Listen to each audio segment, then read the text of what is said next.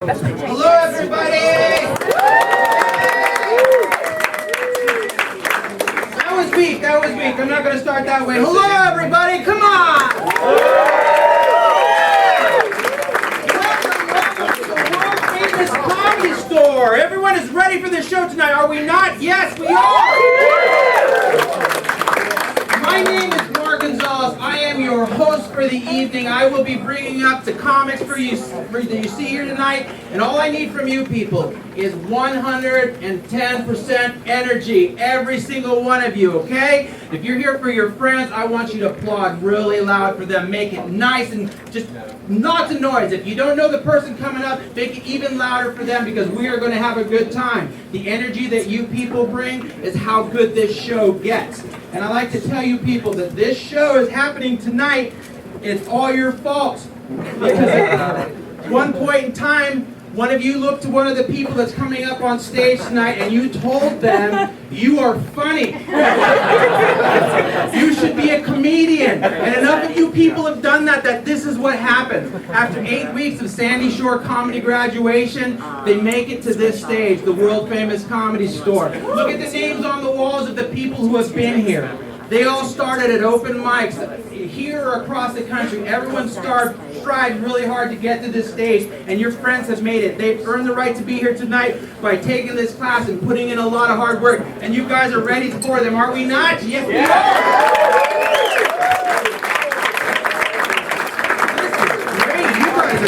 Great crowd. Let me just start by saying this thing because it is the weekend Sunday and I put in a lot of work this weekend. I had to help my parents get rid of an old console TV. One poor person here knows what a console TV is. Anyone else know what that is? Console TV? Before you could hang a TV on the wall, it used to be a piece of furniture in the living room, right? You young people that don't know what that is, go to grandma's house. Lift up the tablecloth where the new TV is, and underneath there's a console TV. That was old school technology. Before the days of the remote control, you had to get up off the couch to change the channel with a knob. But the dial always broke on that. What'd you do when the dial broke on your TV? Pliers. Poor person right there. There you go. That's how you find poor people right away, because they're right on top of these. Pliers! I know if you lived in a nicer neighborhood, you'd have said vice grip, because those are the expensive pliers. I don't see gated community in your past. No, not the least. We were smart people. There's no pliers, no vice grip in my house.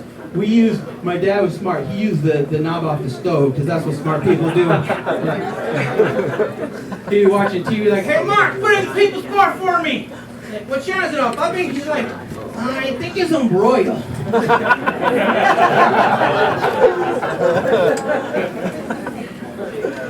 And my mom would be mad too. She'd be like, I'm not going to cook nothing for you people every day. If you always taking my knob, I don't cook nothing. So she has to scrounge around the house, always looking for another knob, because she's always teaching my sister how to cook. Then the kids are like, no, mija, never cook the chicken on permanent press. Right, this dude does laundry, so he was right on top of that. That's good. I know how your relationship works at home. That's great. We watched a lot of TV growing up, but mostly in Spanish because we was Mexicans, and that's what's on the television all day, 24/7. Telemundo, nothing but all day long, 24/7. That channel came in crystal clear. And I got to give my mom credit for that, because here's a woman who, without a high school education, with 15 feet of wire and a set of bunny ear antenna, you guys know what those are? Yeah, she figured out the global positioning of a satellite in outer space. You're like, man, at 2 o'clock, the satellite is there. So you have to take the antenna and go like, hold up. Don't move! Don't move! It's only a half-hour show. It's not my fault you want to braces and have the best reception. Now shut up! So then if you kids want to watch cartoons on Saturday, you got to take this antenna through the window, into the yard, climb on top of the garage, get on Julio's shoulder, and lean towards the swap meet.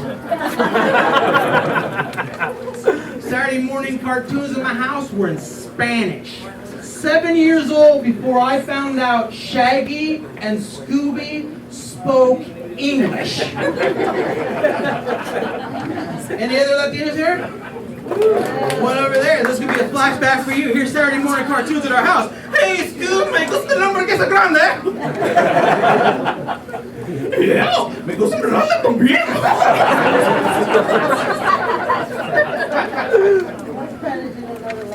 You like that, huh? Third grade Spanish paid off for most of you guys. You all got that joke. This is wonderful. I like it. I didn't get it either. You didn't get it? He had all the channels, not just the one. I like it. Watched a lot of TV with my dad. He likes to watch the Game Show Network. Anyone have the Game Show Network here? No, just my dad and one dude over there supporting the whole entire network. 2 people. They're like, just keep the shows coming. I don't want those guys to leave.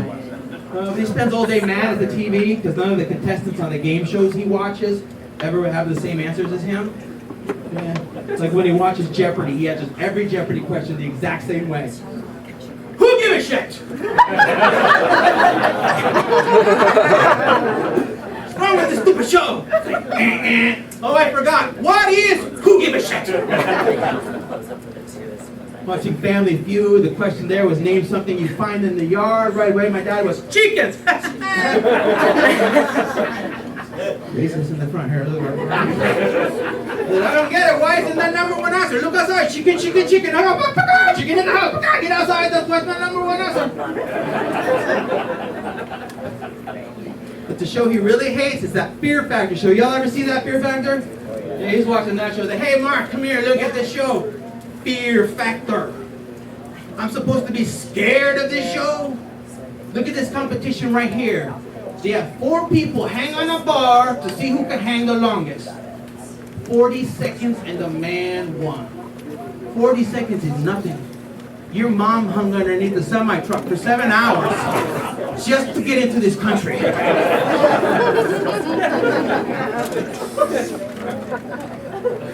I like it, you guys. My mom hates that joke. She hates it. She's like, why you tell the people I hung under a truck for 7 hours? It was only 6, stupid. You guys are ready? We're ready to get to start, aren't we?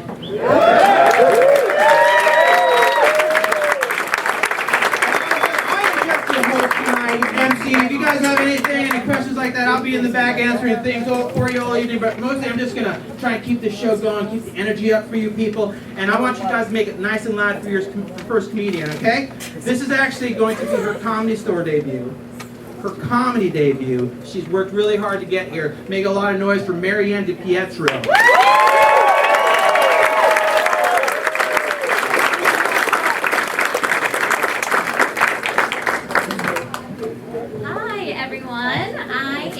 Marianne, Prom Queen 2006. Okay, more by default. So technically the actual girl who got voted Prom Queen got pregnant and so this comedy thing is new for me. I'm not sure how it's gonna go. I don't really like the word vagina. I rarely curse. Just yesterday, I said the word penis, and my face turned so red that a complete stranger came up to me and offered me Benadryl. I don't really like to take medicines like Benadryl or pills or anything like that. I'm pretty healthy. I eat right. I exercise. I'm a vegetarian.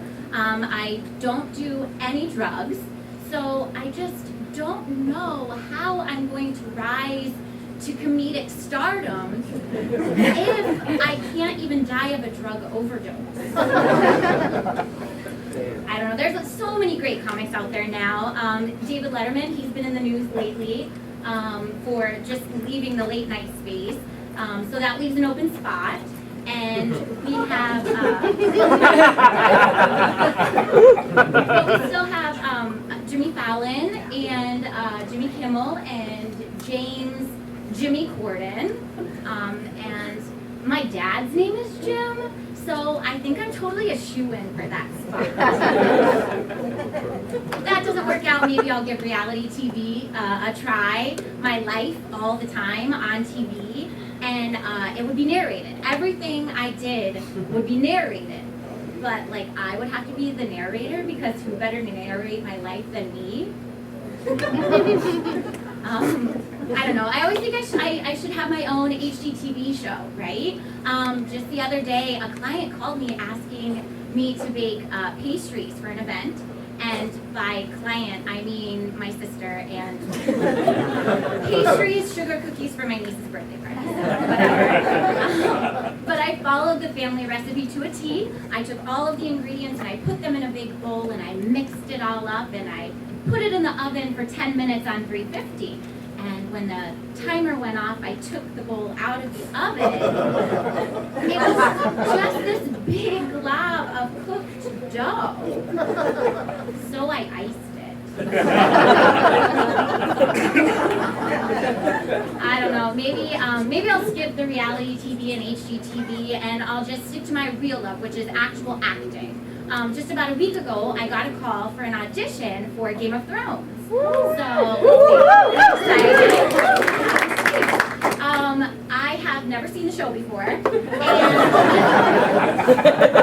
all I know of the show are those Facebook memes that say winter is coming. So I was like, I got this audition, I'm totally gonna nail it. I put my parka on, my scarf, and my hat, and I go to the audition, and the casting director hands me a sword and tells me to take off all my clothes.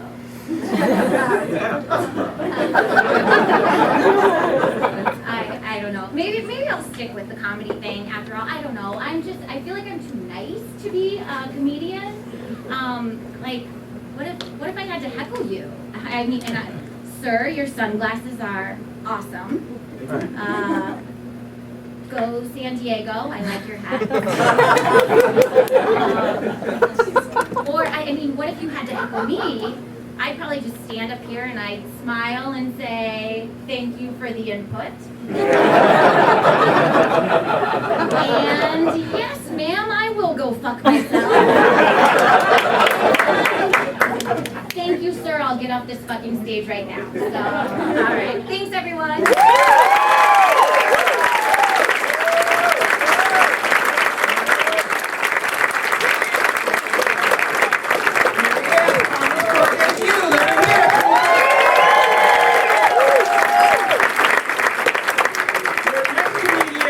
All the way from the Midwest to see you people. Let's make it loud for James Wood, people.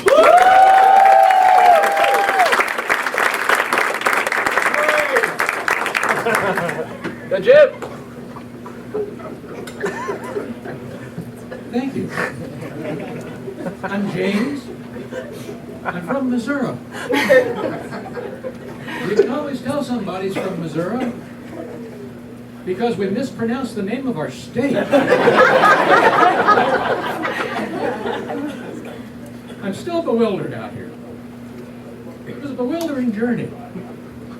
Route 66 starts a little bit northeast of Missouri, up in Chicago, and then it comes down to St. Louis on the Missouri-Illinois border. And then it slants across the entire width of Missouri, down to the southwest corner, going through terrain that's mostly hilly, with a lot of woods and lakes and trees. And then it heads into Oklahoma, where the terrain suddenly goes flat, dry, and barren. You can see the highway for miles ahead of you. The only reason you can't see it any further is because the earth curves.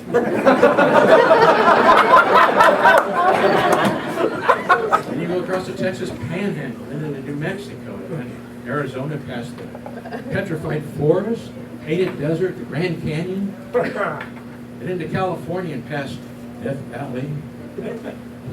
Then you go into, it ends right over here at the Santa Monica Pier, next to a Ferris wheel. I drove it. It was a cool drive. One time.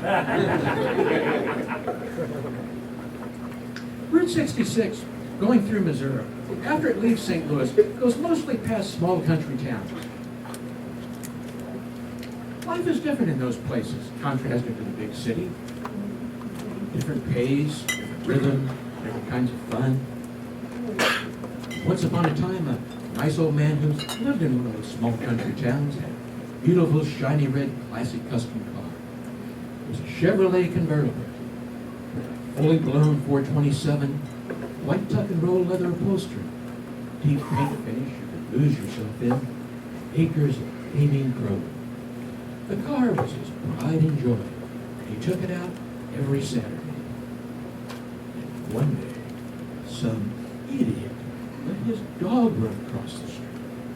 The nice old man went into a skid, hit a fire. The end.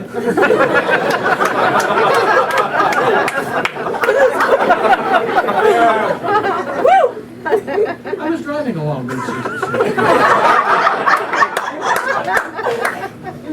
I came across a series of 3 billboards. The first billboard said, "Crazy Carl's Chicken Fingers. Follow the signs. Next exit."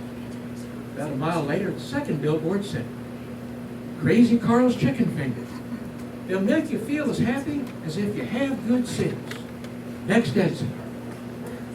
About a mile later, I saw the third sign. It said, "Crazy Carl's Chicken Fingers. You missed the exit. Turn back." So I turned back and I finally find it. It's a little hole in the wall place. It had a single door entrance, kind of red, so I pull it open and I go inside and it's empty. Maybe because it's too late for lunch, too early for dinner. So I go and I sit up at the counter. Crazy Carl comes out of the kitchen. He's really skinny. He's really country. He looks like he's really crazy. I said, "What about those chicken fingers I saw on the billboard up on the highway? Anything special about those?" He gives me his wild-eyed look. He says, "These hickory smoked, hot and spicy, Crazy Carl's chicken fingers are so good they speak for themselves." But to pass a little time with you, here's a bit of interesting truth. I once made a commercial, and I originally planned to broadcast it in 3D. But when I showed it to people in focus groups, some of them tried to eat the television. I decided, bad idea. True story. So I have some of it. Go back out on Route 66. Sure enough, I do feel as happy as if I had good scenes. I still am bewildered out here. There's a lot of bewildering things in Los Angeles. You know, Missouri is river country. The Missouri River is the second biggest river in the U.S. It cuts across the middle state, runs into the Mississippi, coming down the eastern edge. And after that, the Mississippi, which already was the biggest river in the U.S., it's just gigantic. Rivers have whirlpools in them. Gigantic polluted rivers have gigantic polluted whirlpools. They're called maelstroms. This is true. They can be over 100 yards across. They swirl around the water and they pull in loose debris like a log, and then they spin it around and suck it down through the muck and the mire, and then they dump it out behind it as the maelstrom goes on downstream. And then the log, or whatever left of it, surfaces and drifts toward the riverhead. Los Angeles doesn't have any big river maelstroms, but it does have metaphorical maelstroms. Like the Kardashians. The Kardashians are what William Shakespeare had in mind when he said, "A tale told by an idiot." Sound and fury, signifying nothing. The Kardashians pull particular people into their swirl and they spin them around and they suck them down through their muck and their mire and they dump them out behind them. Their maelstrom goes on downstream, taking selfies. Then the dumped out people surface and They're in a daze, like they had their brains sucked out by the whirling muck and mire. Look what that maelstrom did. He's a great guy. He was a great basketball player for the back-to-back world champion Los Angeles Lakers. Then he married Khloe Kardashian. He got pulled into the swirl, and he got spun around, and he got sucked down all the way from the Lakers to the Clippers.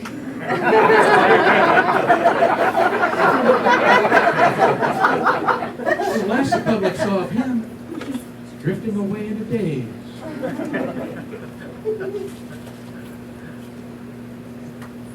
Look what it did. Bruce Jenner.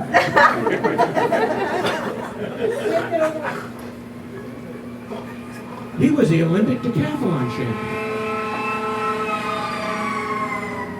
Officially the greatest athlete in the world. He married Kris Kardashian. He got pulled into the swirl.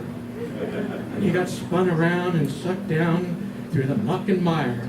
He got dumped out behind it as that maelstrom went on downstream. And now he's drifting along in a daze.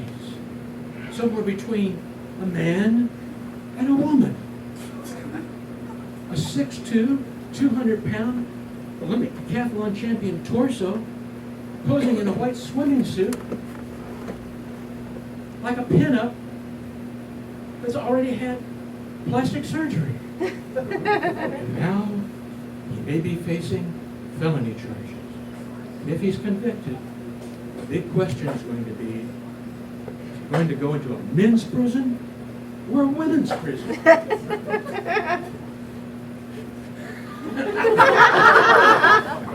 It's bewildering, even for Los Angeles.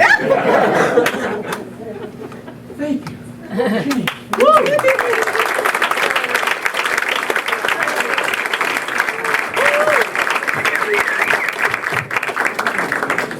James Woods, people. James Woods.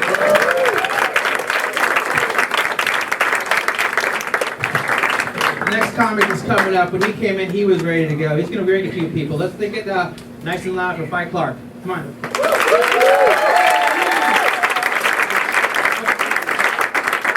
Yeah, come on, people.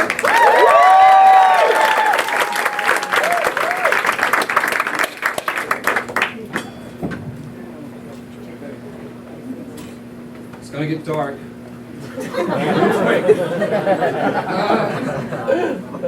Yeah. So, my mom. Mom died just a few months ago, right?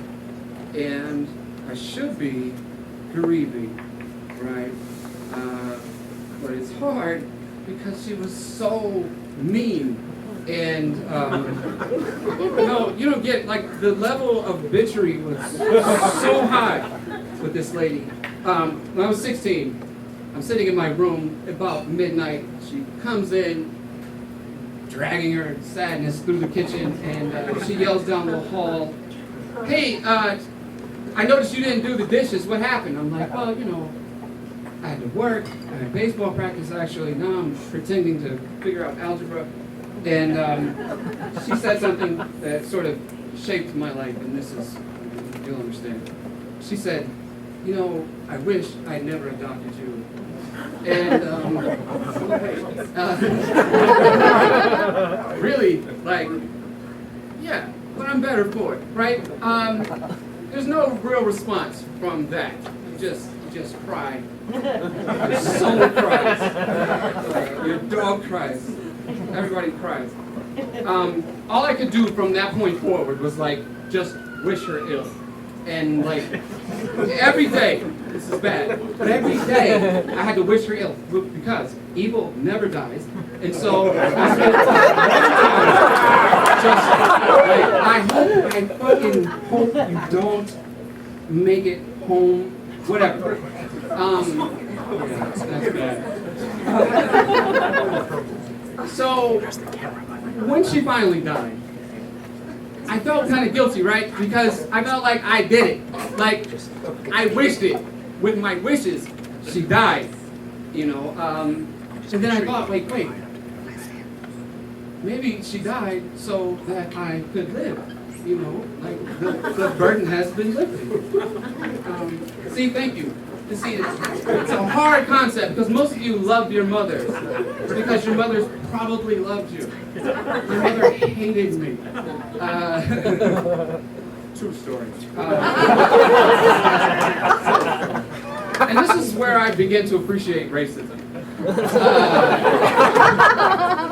Because if not for racism, like if that family court magistrate hadn't have said like, no, I'm gonna give him to this award winner, and he won't have a chance to have like well, they were white, and it was a nuclear family, it would have been siblings and a fucking dog, and a house, and a nice neighborhood, and I would have been like emotionally supported for whatever that's worth. That would have been great. I probably would be off today, I'd probably have a great job, but I'd be a bit of a wuss, right? But I'm not. I'm not a wuss because my mother was a skunt bag. I said that. Skunt bag. That's the only way you can say the C word on TV. Take notes. So, I did it. I said it. I know.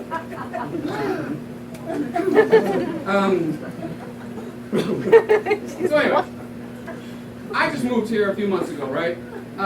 Speaking of crying vaginas, I just moved here to the wonderful world of the delusional, and I moved here from the horrible world of the stupid Utah.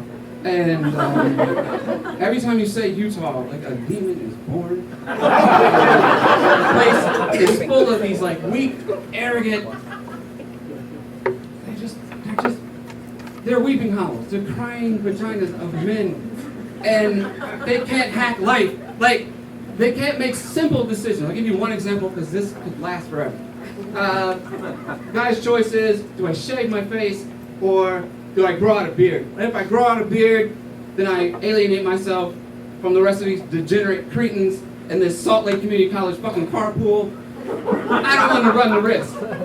And they go home to their wives, and she's like, "Why aren't you shaving?" And then he hates his life, and he can't send his children. The dog's got a lot of hair. He's jealous. So all this stress and pressure. You're gonna laugh eventually, sir.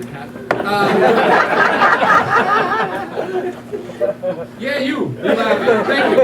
I'm going with my life. So they do stupid things, like they can't handle the pressure. So this is a true story, by the way. Guy is buckling under pressure. He goes into a Chuck E. Cheese on a Saturday afternoon, jumps in the ball pool, and blows his brains out. Yeah, you heard that right. Effectively ruining the psyche of about 8 dozen, like 4 to 6-year-old kids. One of which was his kid, who quickly realized his potential to live a happy life because his miserable excuse for a father is gone. He died so that he could live. He's going to be better for it, right? Okay. Maybe. Okay. Perhaps across a few lines. It's a little dark across a few lines. Yeah, I did it. Said Cosmo.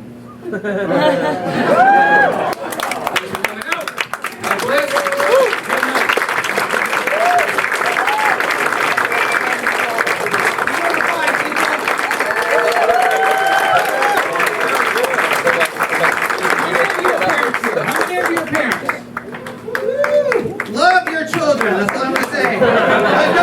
I'm going to say this back, then I'm going to keep going. I've got a couple of kids at home, and I say, there used to be a show where kids will say the stupidest things, and I have that. It's true in my house too. My youngest son says to me, "Daddy, do you like Mark better than me?" Because that's his older brother's name. And I told him, "No, I don't like him better than you. I've just known him longer. Come on."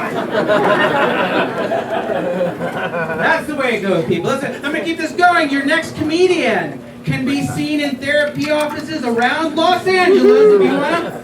You guys will probably recognize him if you're in therapy. Let's get going for Jim Michael. Come on.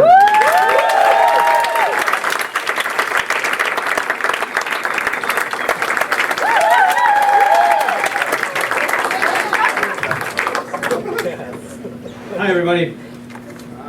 So my name is Jim. Thank you very much. I have been in a relationship for the past 8 months, and I got to tell you, I have never felt worse about myself in my life. Here's the story. He's 29. I'm not. The thing is, now if I were a woman, you'd be calling me a cougar, right? Does that make me a mooger? Don't know. In the gay community, actually, what it means is that I'm in a daddy-boy relationship. I'm the daddy. Thank you for the laughs. I didn't think that was going to get that one. So, the thing is, I think he made a mistake. I think he thought I was actually adopting him as his father. I really think so. I pay the bills, I do the laundry, I do the dishes. He plays the video games. So, that's the story with that. Now, I don't even want to be telling you all about this. I should really be telling my therapist, right? But the problem is, I am a therapist. And I don't want to tell you that I'm a therapist. I don't. Because inevitably, somebody always asks, oh, are you analyzing what I'm saying? Should I watch what I'm saying to you now? Should I stop talking? Yes. You really should stop talking. I specialize and I work a lot with people who have questions about sex, anger, and relationships. And that fits a lot of people. So a lot of people are also angry because they aren't having sex. They're angry because they're not in relationships. You're in a relationship, you're still not having sex. You want the sex, she wants the relationship. You want the relationship, you want the sex. But you're having sex on the side and she's having a relationship with the shower head. Now, this all helps when I have this face called resting bitch face for men. Because you can tell me that you're not, that you're having a relationship with your shower head, and now you'll get this face. This is happy, and this is sad. I work in West Hollywood, and that means that I work with gay, straight, and people who are questioning. Now, you may ask, what is questioning? Like you, sir, what's your name? Jeff here, everyone. Jeff is questioning. And if he wasn't before, he is now. I do help young men figure out their sexual orientation. To do that, I ask them a few questions. Concerts or musicals? Do you like sports? Are you waiting for Wicked to come back?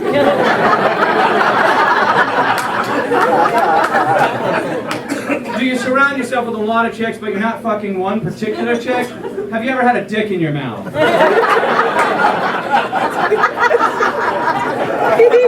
Again, resting bitch face for men allows me to ask these questions. I do love therapy. Many of you probably hate your jobs. I love mine. And it does get stressful at times. So I need to relax myself. So I do what everybody else does. I go on an annual nudist retreat. What, I'm the only one? Okay. I remember the first time I went on my nudist retreat. I had 3 questions. 1, am I going to get a hard-on? 2, am I going to get a hard-on? 3, what do I do with my phone?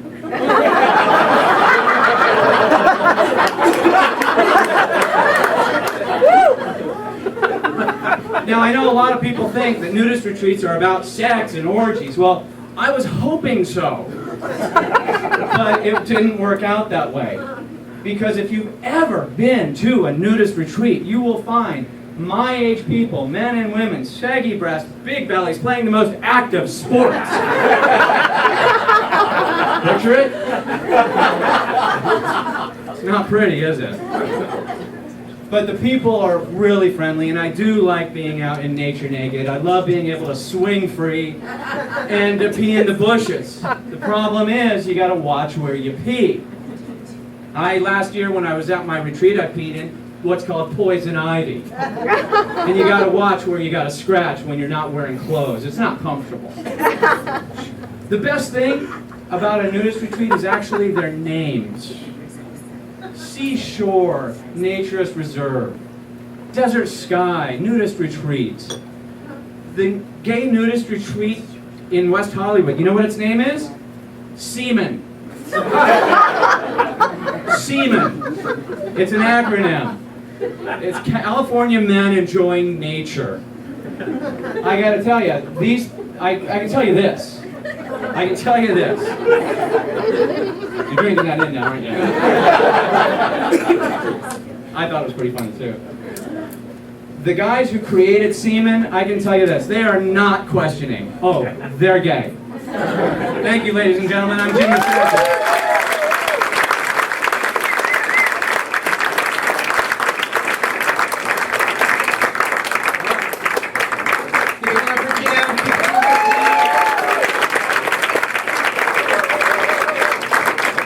I like these shows because I like the energy in this room with these comics. Some of them it's their first time and they're just ready to go and entertain you people. This next comic, I'm going to bring him up. You may have seen him. A lot of these people have very impressive credentials and they give me this list. This guy, man, you might have seen him at your local laundromat.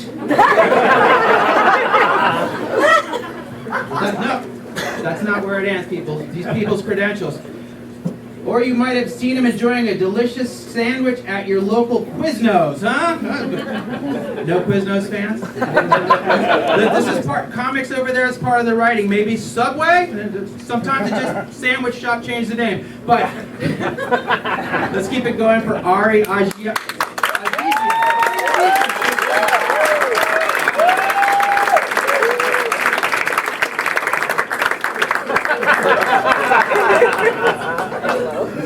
Thank you.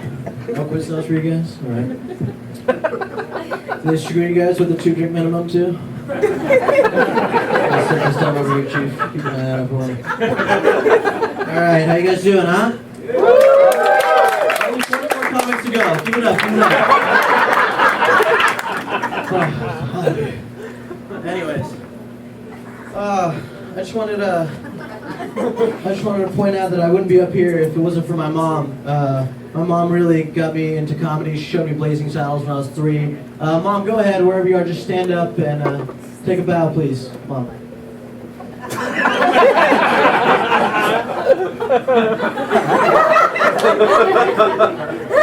Okay. Is this thing on? Okay, good. Listen, I'm really excited, guys, because I just came back from a Game of Thrones audition. Is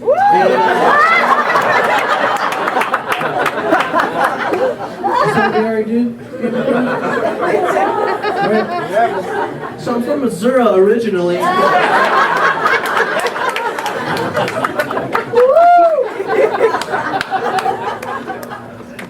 Oh, God. What do I even want to say to you guys? I wrote notes, so that's good. Oh, I hate this joke that comedians do nowadays. You probably heard it. Everybody's doing it now. It's like, you ever accidentally wear a red t-shirt and walk into a Target and then everybody thinks you work there all of a sudden? That's so dumb. What a dumb joke. So the other day I'm at Trader Joe's, right?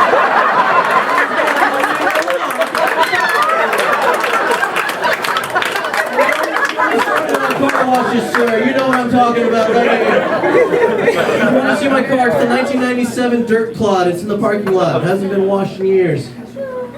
Oh. You tired too? Me too. Yeah, I work for my dad, and my dad works in the frozen dessert gourmet industry, which for a lot of you who don't know what that is, it's ice cream, man.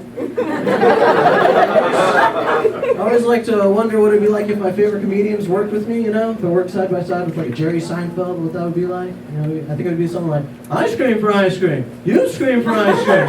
What are we all screaming about? I mean, you got your ice cream, just eat it! You guys are comedy fans, right? Pretty lady right here in the front. Who's one of your favorite comedians? Oh my God, God's your favorite comedian? Just anybody. Shout out a comedian. I'll try to do that. Louis C.K.? All right, this is Adam Sandler. Hey there. How's it going? It's good to be here. The other day I was on my dad's work and he said to me, Adam, how the way, why don't you finish your ice cream cone? And I said to him, shut up! Thank you. This gentleman right here, what's your favorite comedian? Martin Lawrence? All right, this is Aziz Ansari. Now you're probably wondering yourself, Aziz, what's your favorite kind of ice cream, Aziz? Do you prefer your ice cream in a cup or a cone? 2 words, waffle cone. Aziz, that's so dangerous, your ice cream can just fall off at any time. My middle name is dangerous. Oh no, those are my favorite ice cream, what was I thinking? Those are so dangerous, what was I thinking?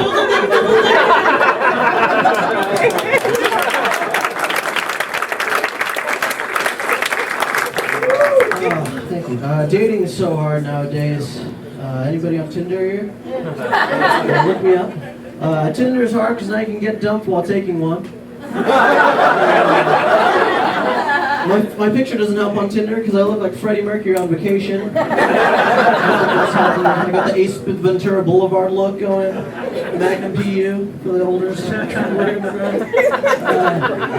My last girlfriend, she broke up with me actually because I watched too many cartoons. Can you believe that?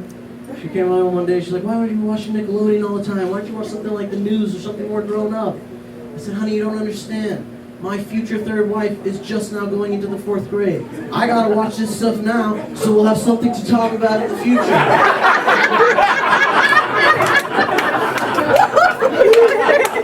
And, sure, which hand do you, which hand do you, pet the tiger with? Right or left? Correct answer is always left, just in case you got to take a phone number down with your right hand. You can't watch porn too much either these days, it'll ruin you. The other day I went to my favorite porn site and I went to the search bar, I wanted to type in busty Latinas. My finger slipped, I missed the T, I got busy Latinas. It was just a 45-minute video of this lady vacuuming her apartment.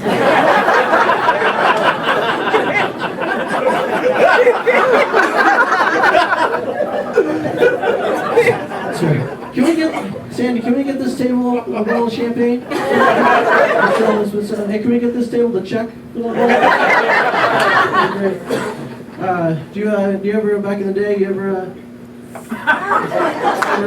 enjoy a nice chocolate milkshake there? I can't smoke weed anymore because I turned into all 7 dwarfs from Snow White. You get the weed out, your buddies all around you. I'm happy, I'm having a good time. And then I pop the lid open, sniff it.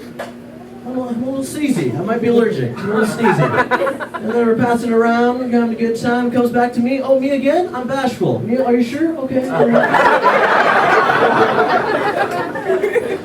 then, it goes around a couple more times and I'm getting a little dopey. So I go over to the fridge and find out that my roommate Austin ate all my Chinese food I was saving. Well, I'm a little grumpy. Not too happy. Not a happy camper. So then I settle on some popsicles and Doritos and I go park on the couch, watch some Netflix and get a little sleepy. And I live in a small village around here. You may have heard of it called Torrance. And it takes about 45 minutes to get here. I figured out a way to get here in 5 minutes.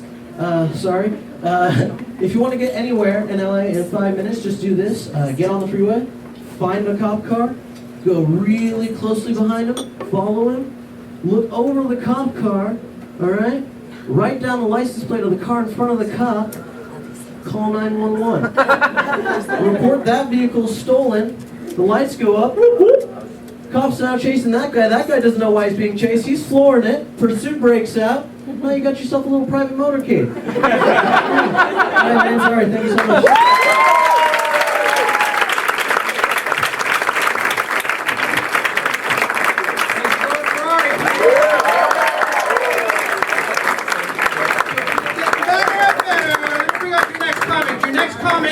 Is a glorious collection of faults. I want you to make it nice and loud. Andrew Parker Scott.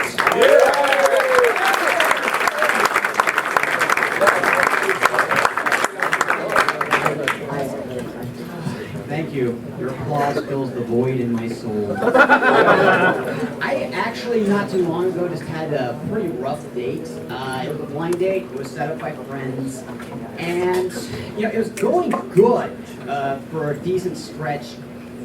Then I screwed up. I accidentally insulted her religion, by which I mean I had the nerve to question her gluten allergy.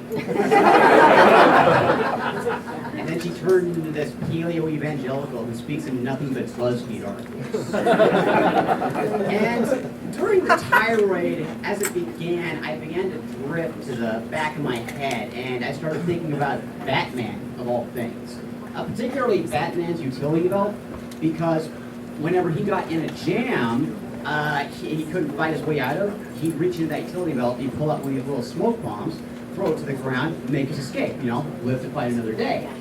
And about halfway through one of her lectures about the evils of wheat and GMOs, I'm just like, oh, yeah, I agree, that Monsanto Corporation is a troll.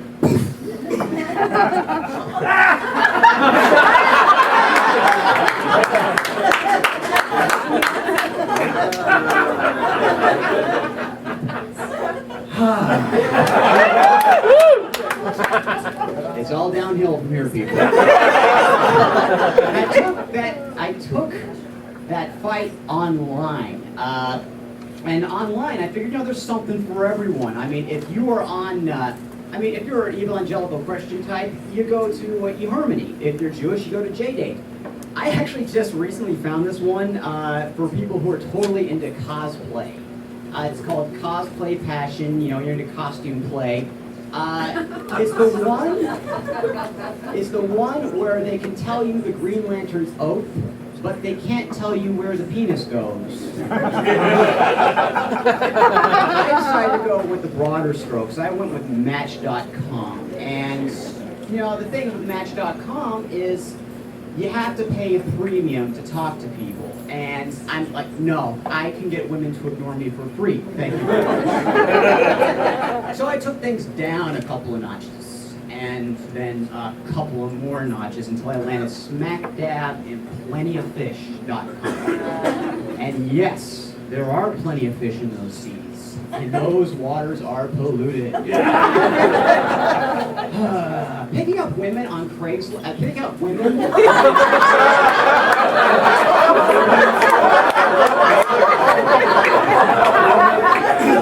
That was a terrible Freudian slip. Picking up women on Plenty of Fish is like picking out furniture on Craigslist. Sure, the images look good, but there's some damage there. The profile says no regrets, but the tattoos say otherwise. In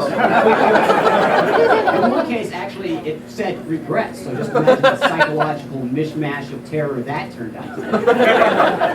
And then there was Tinder, because I figured where better to meet the love of my life than when sitting on the toilet. And I actually started to resent that one pretty early on, because guys kept starting to show up in my feed, which is like, great. Now even the machines are starting to have doubts. I'm thinking their computer talked to Amazon's computer, and Amazon just said, well, I'm not implying anything, but he did just buy a skin peel. So I hit pay dirt on this one. This is the amazing thing. I hit pay dirt. I met this woman. She was gorgeous. She was smart. She was really well read. She actually read books. And we were clicking on so many levels that I was ready to pick out the wedding china right then and there. And then her phone went off. And she looks down and goes, geez, I'm sorry. I've got to cut this one short. And I was like, really? I really hope it's not an emergency or anything like that. No. It's just, my sitter is about to bail on me, and I gotta go home and tuck my son in. And, geez. You have a son? That's interesting. How old is he? Well, he's about... Thank you, I'm Andrew Parker Scott.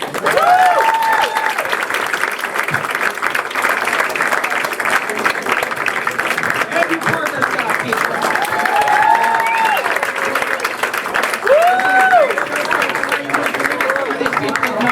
stage before they're all bringing it here for you. So your next comedian, I'm gonna bring her up. She's actually gonna bring some good advice for you. She's gonna teach you about finding love in LA. Yeah. Come to Nick, everybody.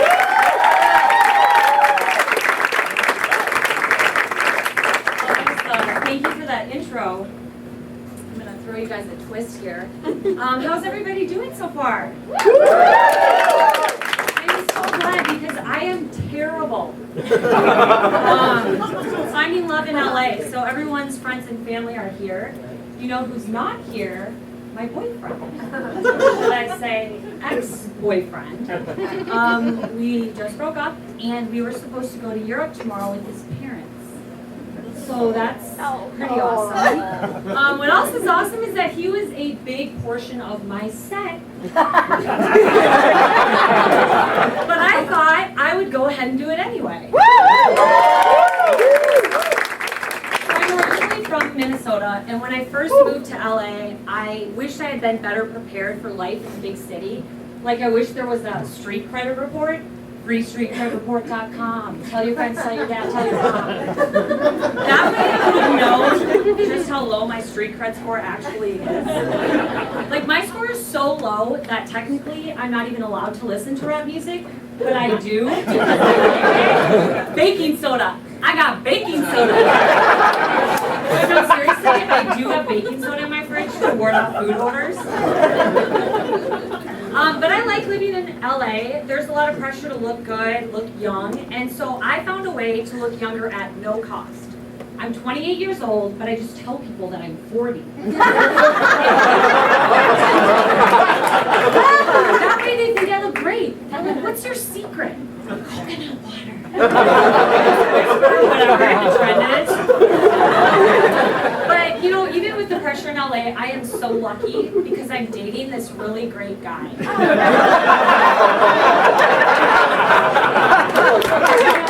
have a silent relationship right now. He's a gluten-free ginger. That makes me feel a little bit better.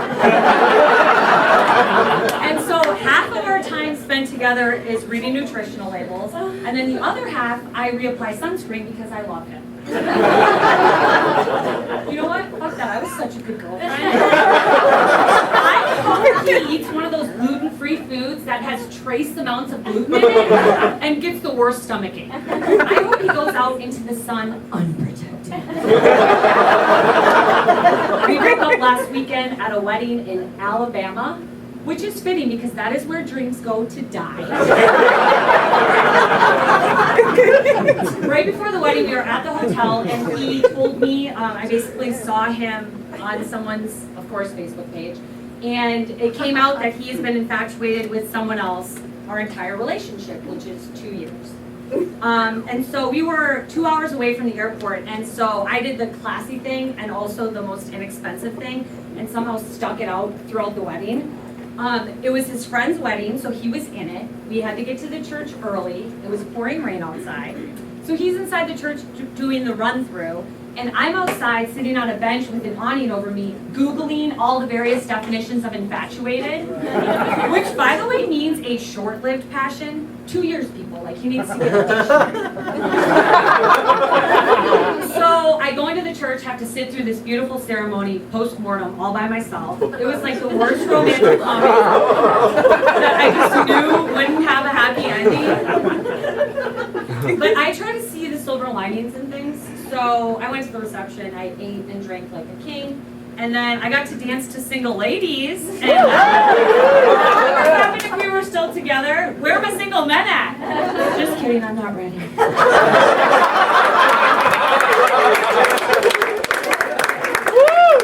I will say that my friends who are all here are so amazing for helping me get through this, but there are times when I do turn to the interwebs for advice. The other day at work, I was wondering how long it's going to take me to get over this breakup, and so I Googled just that. And I read one response that said it took her 2 months. And I thought, you know, that's not so bad. I could probably do that. And they had known each other since they were kids. I was like, man, that could be worse. Then I kept reading and saw she was in 7th grade. Thank you, Haley. Thank you for your infinite life wisdom. That's got to be my time. You guys have been great.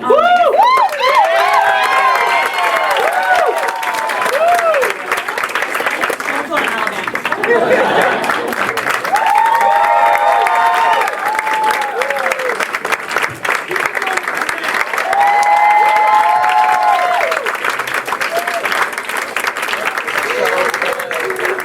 any single guys here? Are there any single guys? Nobody? No takers? Just me. All right, guys, let me keep this going. Your next comedian, probably seen her on, I think it was America's Most Wanted. Know that show? Scared Straight. Keep it going for Big Mickey. What's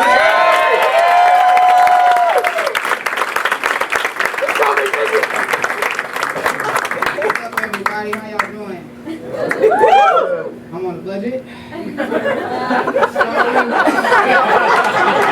This is my minimum right here. $1.62. It's so nice. Everybody got their family out here.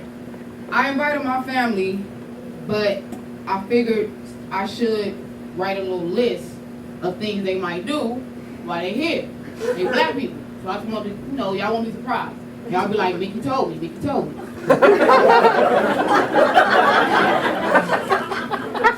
They gonna be late. They gonna give security a hard time trying to sneak in food. That 2-drink minimum is their minimum. And you don't want hungry black people in your audience. And last, but not what I like to say, they're gonna be walking in throughout the show, because like I said, they're gonna be late. Thank you, y'all. Okay. Man, I've been following that ISIS terrorist shit.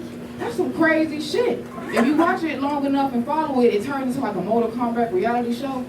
So I've been watching the shit. It's been keeping me tuned in, But the crazy part, well, I think the cool part is, at least before they behead you, you get to say a little speech. And I was watching some of the speeches. And it's like, motherfucker, this is your last time speaking. You better say what's on your mind, man. I was over there just praying and shit. I said, fuck that. I would have been, is camera on? Obama, I've been using your free phone. That shit only got one bar over here. What the fuck is going on, man? I inboxed the government. I didn't DM Sasha and Malaya. I said, wait, is your daddy at? Cut my motherfucking head off. That shit is crazy. I've been caught in a situation where I was on the red line going to Hollywood. And that shit go on the ground. And this goddamn man came on there with a turtle wrapped around his head. And he was sweating. And I said, oh shit. I seen this on the news. This nigga about to, I got on my knees again. Please forgive me for all the things I've done. And the things I'm about to do. If I make it. Man, I've been out in Hollywood trying to get, do little auditions, trying to get cast and some shit. I be doing shit that I know is out of my league, like, shit about London and all that other shit. I just be doing it. I say, fuck it, I'm gonna try it. What's wrong with that? But I keep getting cast for nigga roles. Fucked up shit. Man, they email me like, hey, you didn't make it for the Queen of England Part 2. We have a road spray commercial coming up. I'm like, bitch, fuck you, but how much y'all paying? That's exactly how I feel. Alright, man, my name is Big Mickey. I enjoy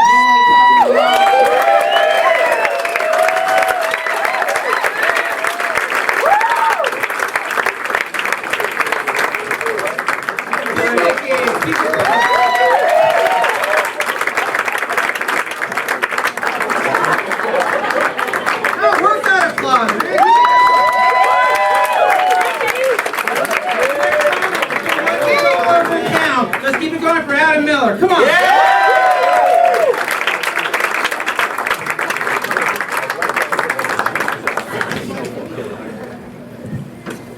All right. Good evening. My name's Adam Miller. I'm a little tired this evening, so if you guys don't mind, I'm just going to do my set telepathically.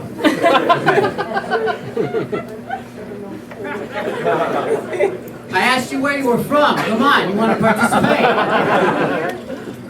Tough crowd. Venezuela. Yeah. Oh, anyway, I'm about 5'9", 150 pounds. I get fired for a living. Yeah. I don't know, I've always been very into philosophy, but my philosophy's always been a little bit off. Like growing up, I really, really wanted to be a rock star, And I knew that if you want to be successful, you got to study what successful people do. So I watched all these rock stars and I asked myself, what is it that all of these guys do? And it hit me. Drugs. So I started doing drugs, right? A lot of fucking drugs. Many years later, I realized the hole in my philosophy. These guys aren't famous rock stars because they do drugs. They're rock stars because they do music. I should have started a band.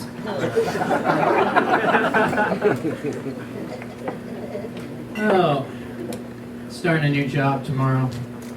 Yeah, I'm working for Life Alert. You guys know that? Help, I've fallen and I can't get up. I'm gonna sell the shit out of that stuff. A whole lot of people are gonna be getting up because of me. I don't know, I'm not that good at working though, I'm not really good at doing stuff that requires me to do anything. I wish I could just get paid to sleep for a living. Like you know how they pay people to test video games? Video game testers? I wish I could get paid to test mattresses. Leeds mattress tester.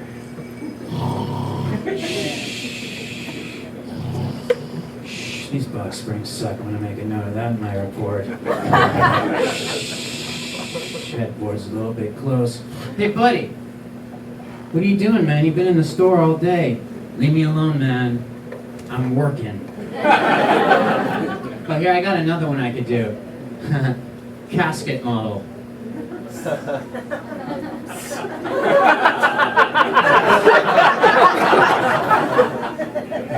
You'd be like, Adam, how do you do it, man? You look so dead. I'd be like, well, first thing I do is I lie back in that casket and I say to myself in my head, Adam, you're at work right now. And that thought immediately sucks all the joy and life out of my existence. I'm looking dead as a corpse. I used to get fired for looking dead at work. Now I get paid for it. What else, man? Very healthy. I eat very healthy. I eat meat though. I do. I eat I'm picky though. I eat, organic vegetables, salads, chicken, fish, steak, and as an occasional treat, vegans. Fucking vegans, man. Look, I'm all for you having your own belief systems, but when people start imposing their belief systems on me, that's when I have, a fucking problem with it. See, vegans think they're holier than thou and better than everybody, and they want to make everyone feel guilty for eating meat. As if plants aren't fucking living things too. Okay, it's the plant and animal kingdom. Just because you don't hear the carrot scream when it gets torn out of the ground doesn't fucking mean it doesn't, okay? Carrots have feelings too. Make me feel fucking guilty. That's why I wrote this piece. It's for vegans, okay? It's called The Life of a Baby Lettuce. Good morning, baby lettuce. How are you today? Oh, I'm so good, Mama Lettuce. What are you gonna do today, baby lettuce? I don't know. I think I'm just gonna sit here and take in the sun and be grateful for my life and just live and enjoy it all. Off in the distance, we hear the voices of impending doom. Manuel, Jose, vámonos, vámonos, vámonos. What is that? Oh my God, it's the crazy lettuce killers. They wiped out your entire ancestral line and fed it to a bunch of chlorophyll-thirsty vegans. Okay, now what I want you to do is I want you to take the knife and I want you to strike down at the base and just pull the lettuce out. Mama, what's going on? No. Ah, mommy!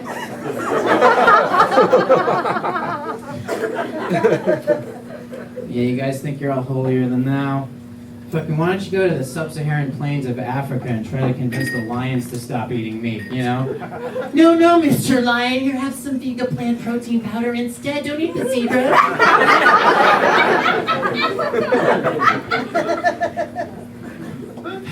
I'm not a religious person at all.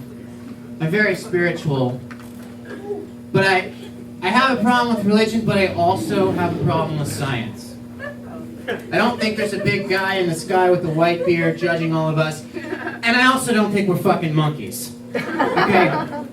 If we come from monkeys, okay, where are all the half man, half monkey people in the middle of the evolutionary process? Why did one group go all the way to modern human and one group still stuck in fucking monkey? What's wrong with those monkeys? Where are the man monkeys? Hey, what's your fucking problem? You got a problem with me? Why are you walking away from me, huh? You got a problem? Come at me, bro. Come over here and say it to my fucking face. I'm sorry, man. I'm sorry. I'm just a little shook up, you know? The other day I walked in on my girlfriend, you know, she was in bed with this full-blown man. You know what they say, once you go full-blown man...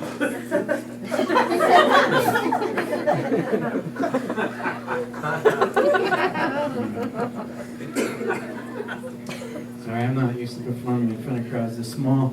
You guys are throwing me off. Alright, here's the thing though. I think we should actually evolve into monkeys. There are some groups of apes, they're called bonobos, that are actually more evolved than humans. They use sex to resolve conflict. Why the fuck didn't we think of that? No, seriously, if two separate groups arrive at a food source, instead of fighting and killing each other over it like humans would do, the leaders, who are women, have lesbian sex with each other, and then they pass out the food. Why the fuck don't we do that?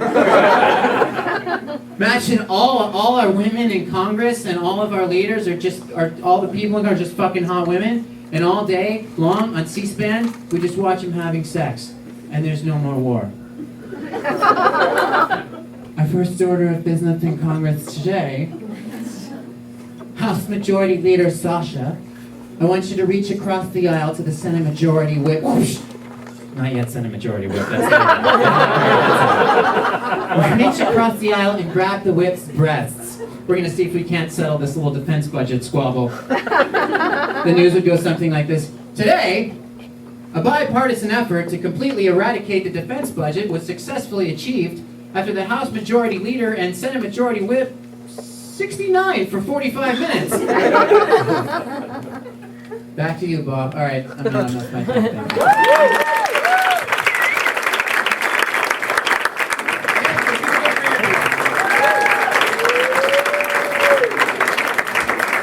Our next comedian came all the way from Chicago, Illinois to entertain you people. Chi-Town. Someone else here? Someone else here? Let's make it loud for Joe Green.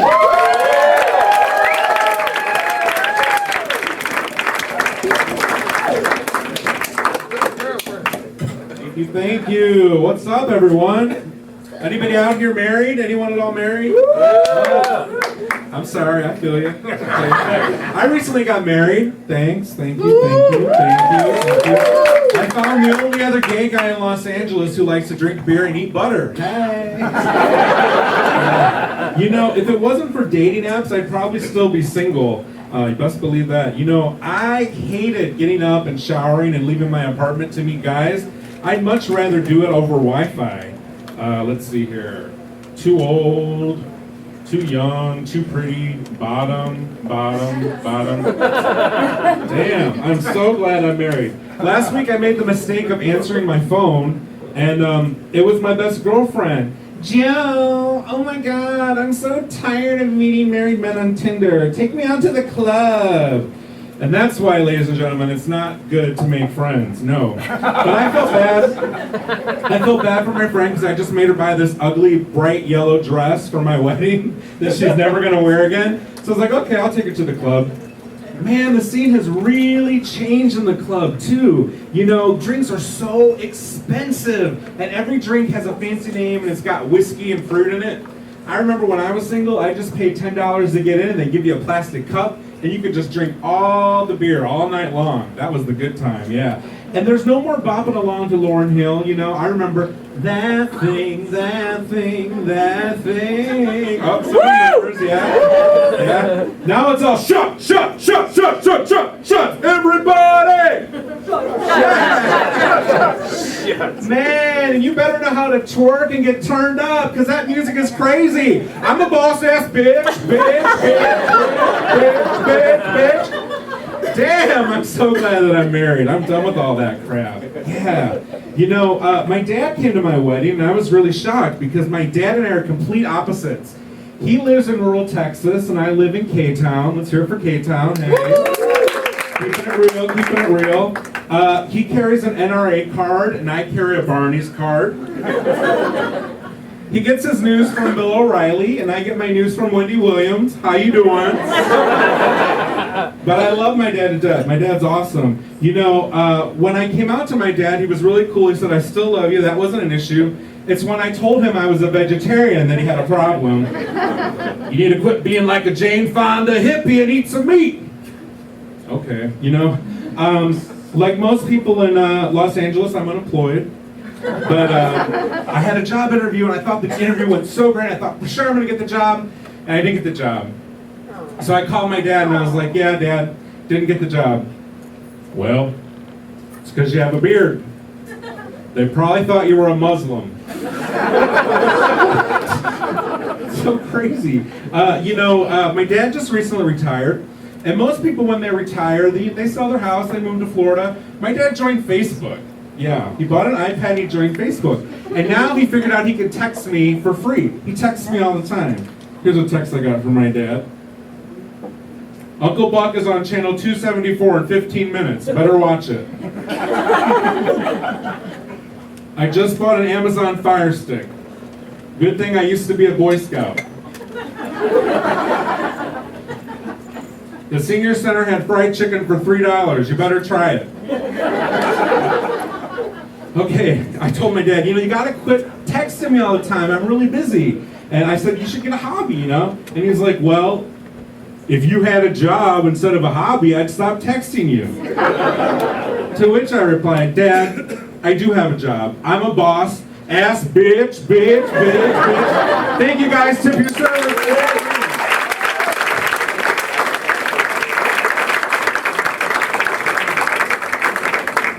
Go Green, go Green. Keep it going. Your next comedian. You've seen her on Boy Code on MTV and now Girl Code. You can see her Wednesday nights on MTV. Keep it going for Alicia Renee.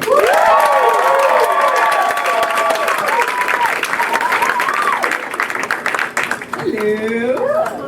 Hey, did you guys at least get about 2 alcoholic beverages in your system? Oh, yeah. So this shit should appear funny. Probably won't be, but that's all right. MTV still pays me. Yeah, you know what? I'm gonna take these glasses off so that way if you don't like my jokes, can't see shit, won't give a shit. That's what my mother taught me well. I have a mouth on me. No, you know what? I am at the age, I'm 21 and some change. I heard that laugh. I can't be 21. That don't crack, honey. You never know. I could be selling a dream. No, I'm in my 30s. I'm at that place in my life. I have my life. I'm in my shit. Everything's downhill from 30 on up. No, I'm at that place in my life where I have to make like some life changes. You know what I mean? Like I'm eating better. Oh, babe, make sure you record this. I gotta send this to Mom. That happened. Definitely happened. You know, I'm eating better, I'm working out, you know, I'm reading more. But there's this one thing in my life that I have to change in order to like make it to the next level. You know what I mean? Like, and I fervently believe it. I gotta meet more white people. I gotta have more white friends. Absolutely. Certain things have happened as of late that really like make me look at my friends and be like, yo, if I was with Becky or Billy, this shit wouldn't go down. You know what I mean? Like, you're at dinner, I'm on a budget, I'm an actor, the struggle is real. And I know how much I'm going to spend. You know what I mean? Like, I know what's in my account, I don't want to get embarrassed, that awkward moment where you're like, oh, I know I put money in there, let me check. You run out, don't pay shit. I order a salad. Water, extra lemon. Top me off with the lemon. The bill comes, we all have that one friend that wants to be the manager of the bill and tell you how much you need to put in, right? My girlfriend Jamila. So, she ain't shit. She's not here, so I'm really going in. It's going to be 35 per person. Wait, let me add in the tax and the tip. So 45 per person. So then I replied, no bitch, I had salad, no bread, no butter. You're gonna get this $10 and call it a day. You know, whereas if I went to dinner with Becky and Billy, oh no, I got it. We should get the next one. The next one will never come. White is right. White is right. You know, I tell my girlfriends who are dating out here, these LA streets are real. The water is polluted, my friend. He is right. You know, you need to date outside your race. Date a white man. Absolutely. I'm with the beautiful black man. Hey, baby. He still ain't giving me no dick, but I'll get back to that later. Date a white man. You know what I mean? Credit is good. If you get pulled over by the cops, you got a 50% chance you won't get shot. Too soon. I'm black. I can make that joke. No, you know, I'm doing okay. No, you know, like I said, my body is betraying me. It really is. It really is. My friends used to joke all the time about how things change when you're 30. Your metabolism slows down, hence this big ass and these thighs that just won't leave me. And I woke up yesterday feeling like my body is riddled with arthritis. You know, I couldn't breathe, my knees weren't working, only to rub it, and then I burped and farted at the same time. I found out I have trapped gas. What the fuck is that? Why are you staying in my body? Leave me, demon. I'm lotioning my body. All in my nether regions. I found what appeared to be a gray hair in my nether regions. Thank God it was just lint. Shit is dusty. I blamed that shit on my boyfriend who still ain't giving me no goddamn dick. That's my time, guys. Thank you very much.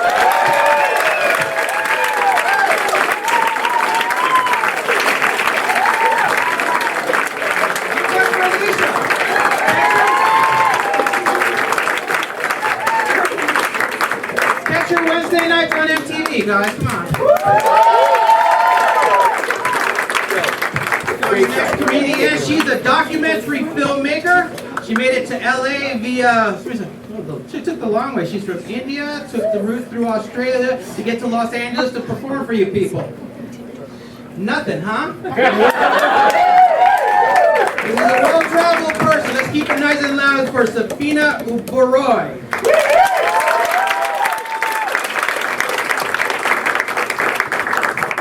Good job with pronouncing overall.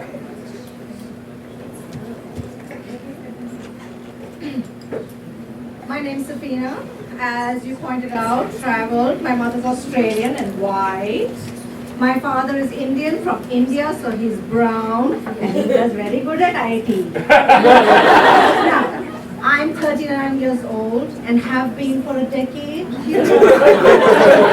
It was my birthday last weekend and my boyfriend forgot. It's okay.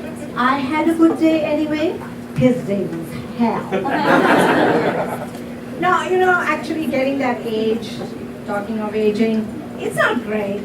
Even I noticed that I'm being a bitch nowadays. So I went to the doc. I thought he'd give me a chill pill. He said I have perimenopause. Perimenopause. For all you young folks over there, it's spelled E-N-D.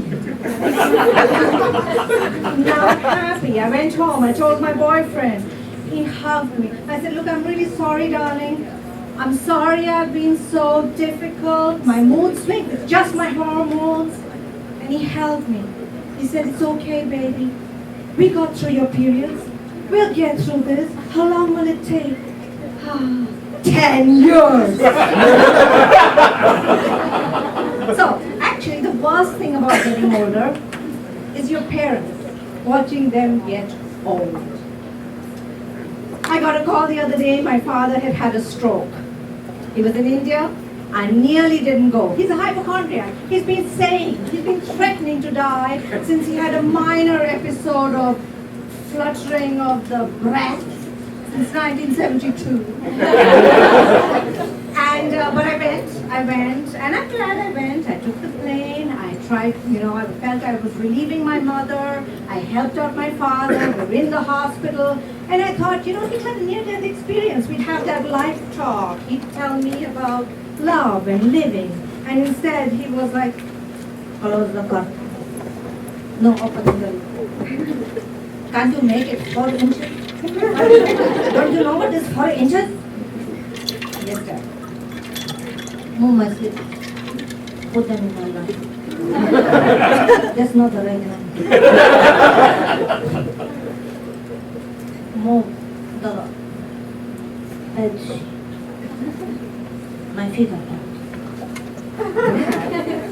My feet are really cold. So this goes on all night. I barely survive. In the morning, he's still going. And it's morning time. We've got those morning rituals happening. He needs to pee. It's okay. There's a little flash of the, what is it with old men and the little flash of the, their pajamas, the little flash of the penis. But I manage. It's okay. I cope. But then he needs to do the number 2. I help him. He sits down. The worst is afterwards. I am wiping my father's ass and he's still fucking nagging me.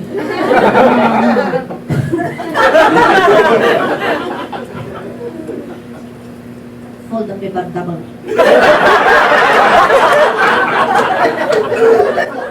Make it. Make it too. Watch your mother, wet it. Not so much.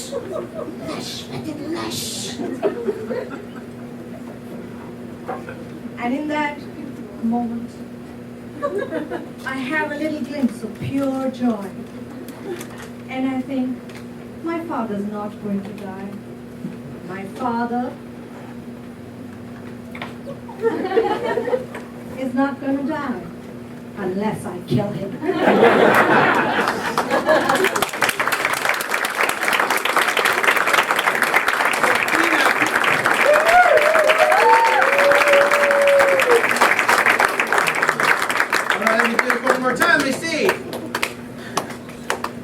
I got these people that everyone writes me their intros.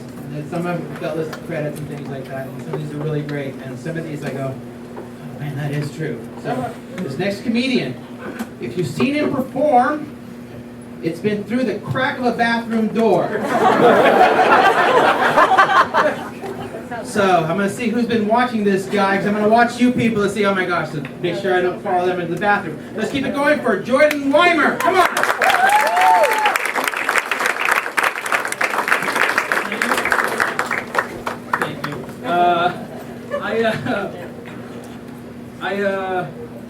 I recently got a bunch of social media stuff.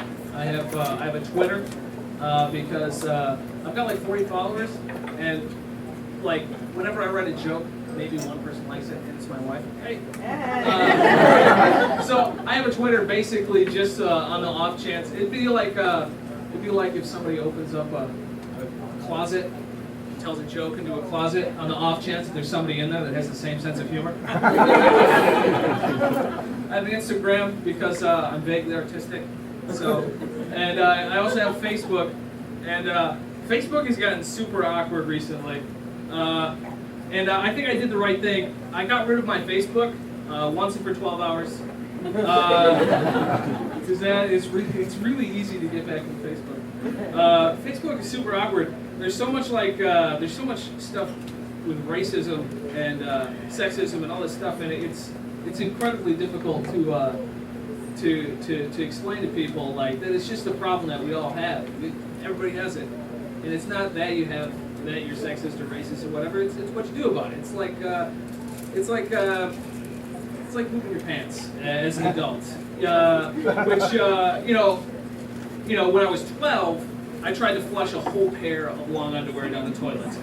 Well, that was a mistake, and I probably shouldn't have done that. But recently, it happened to me, but I dealt with it like a man. I was on my way to Chipotle, which is a little bit, I didn't expect that.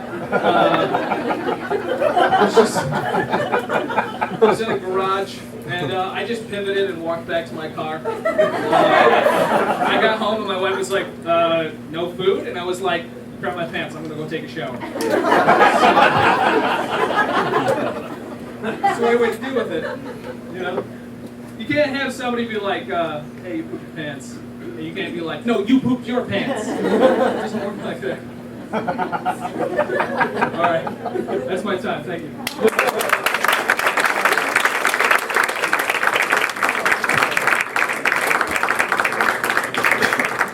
Keep it going for Jordan, now we know what happened.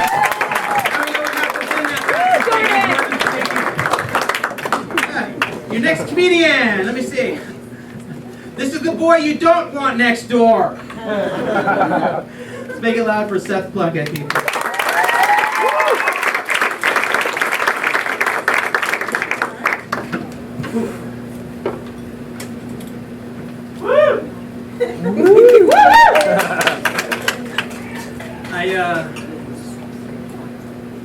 I knew my girlfriend was a keeper when she wanted to make a sex tape.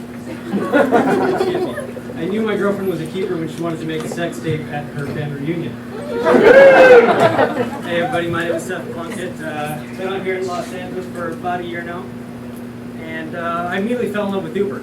I thought it would be fantastic, or probably possible, in the near future if washed up celebrities started, take driving Uber for a little extra cash. If that were the case, I feel like Ludacris would be a perfect example. He's already, 90% of his songs have something to do with driving your car. Luke Bitch Get Out the Way was clearly pissed off on the 405. If that were the case, if this actually ever did happen, I assume Ludacris' first ride would go something along the lines of, hey, my name is Luda, I can take you to the Holiday Inn. Will you drive Uber? Bitch, you can pitch you your friend. I don't know. Bitch, sit down, I'm not going to tell you again. But Uber has made my life a little too easy. Certainly have my fair share of bad habits out here. I've been doing a bit of boozing. And with boozing comes the dreaded drunk sexting. I know you're all familiar with drunk sexting. Well, I suck at it. I recently woke up to some messages. First message reads, hey, this is Seth. Is it enough? Come on over for some Diet Pepsi and some sex. Never had Diet Pepsi before, and she lived in Minnesota, so that clearly went nowhere fast.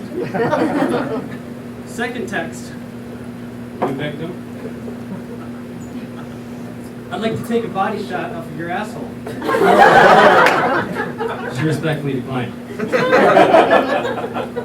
It's worse, people. It's worse. I also realized that I suffer from a rare disorder, it's quite debilitating to say the least, known as parasomnia. This guy knows exactly what I'm talking about. It's also known as sexomnia. So I'm a sleepwalker. I like to engage in sexual activity while I'm completely passed out. Let that soak in, it's true. The problem is I'm actually better while I'm asleep, so my girlfriend prefers if we go to bed by about 8 o'clock.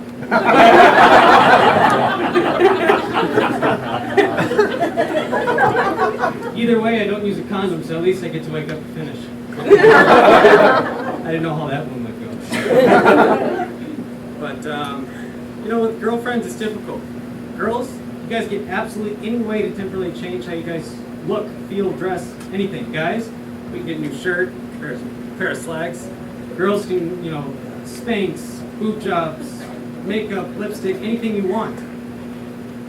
You can have a bra that makes your tits 4 times bigger. Perfectly shaped. I want my junk to be 4 times bigger and perfectly shaped as well. It's bullshit.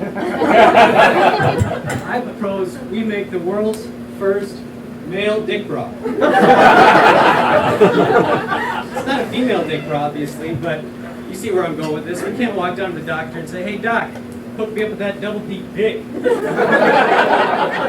work that way, I've tried. Thanks everybody, my name's Seth Long.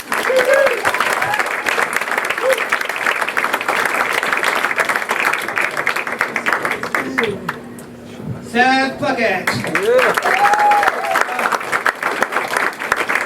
love my job. 'Cause, like I said, people write me these intros, and sometimes I just try to remember the name, and then I read these when I get up here, and they make me laugh. So.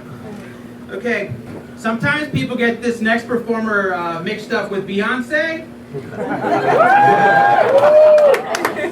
or Precious.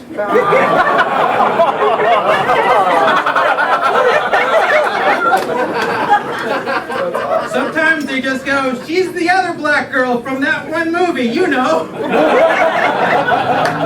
taking that up for Naisha Barber.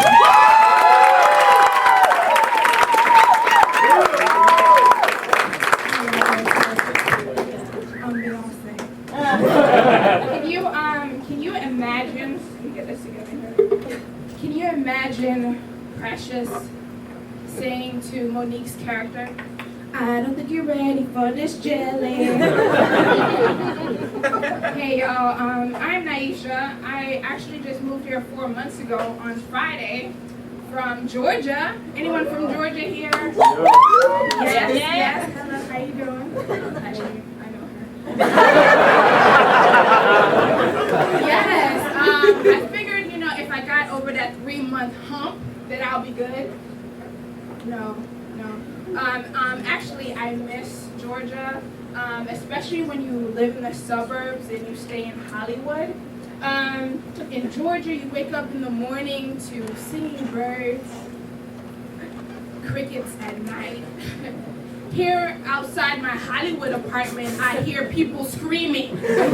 No, seriously, I heard someone screaming 2:30 in the morning on Wednesday night, saying, help me! Somebody please! Help me!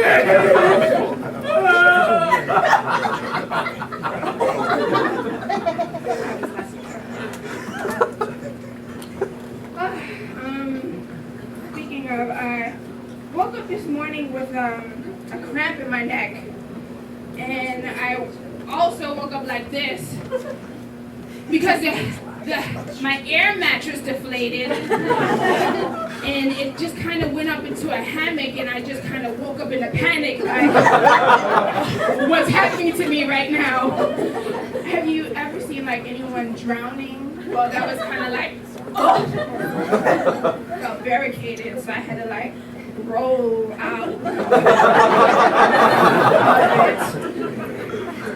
And I'm like, man, I just bought this thing at Target 4 months ago, because I know the struggle is real, but I'm not about to sleep on the floor. So I went and got the air pump, and I was just like, all right, well, gotta figure out how to fix this thing. So I got the air pump, put it in there, and I'm like, okay, so let me put some air in this thing and figure out where the hole is. So I fill it up.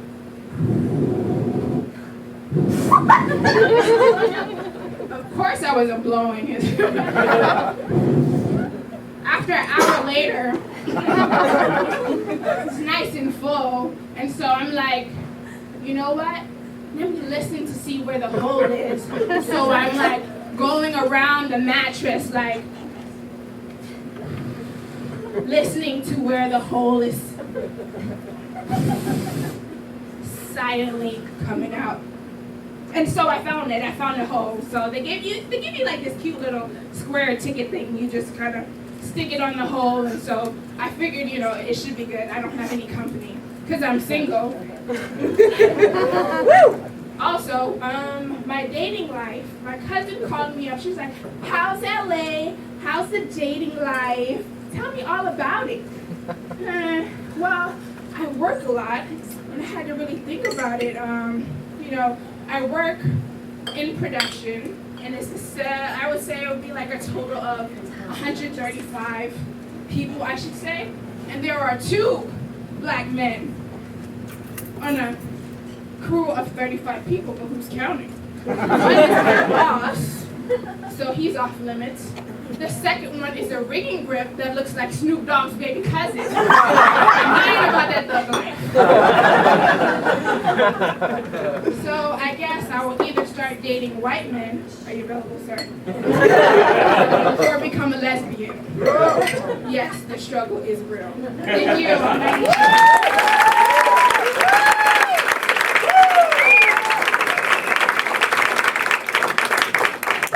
That was Naisha.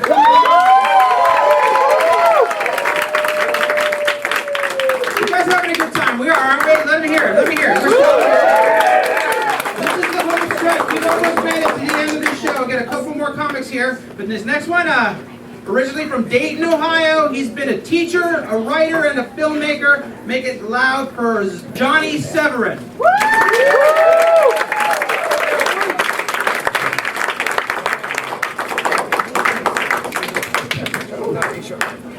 Thank you. Severin. How's everybody doing tonight? I've been doing great ever since I adopted the YOLO philosophy. For those of you who don't know, YOLO is a big Twitter trend. It has its own hashtag. It is an acronym for You Only Live Once.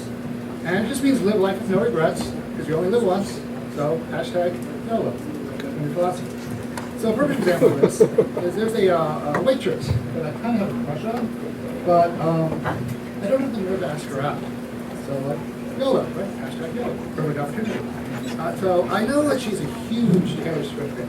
She loves Taylor Swift. So I figured if I just learn everything I can about Taylor Swift, I can impress her with my Taylor Swift album and ask her out. So I go online and I start downloading Taylor Swift songs, and surprisingly, I like them.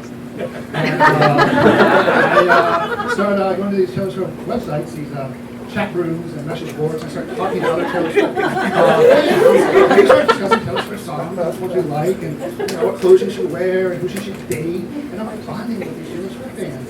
And they like to send me Facebook friend requests, and I'm following them on Twitter, and before I know it, I have this huge social network of Taylor Swift fans and friends. The best part about that is I now have this large wealth of knowledge that I can use to impress the waitress. The worst part about having a huge network of Taylor Swift fans and friends is that most Taylor Swift fans are 13-year-old girls. So, long story short, yada yada yada. I end up on a federal pedophile watch list. YOLO, right? YOLO. No regrets, that's my new philosophy, right?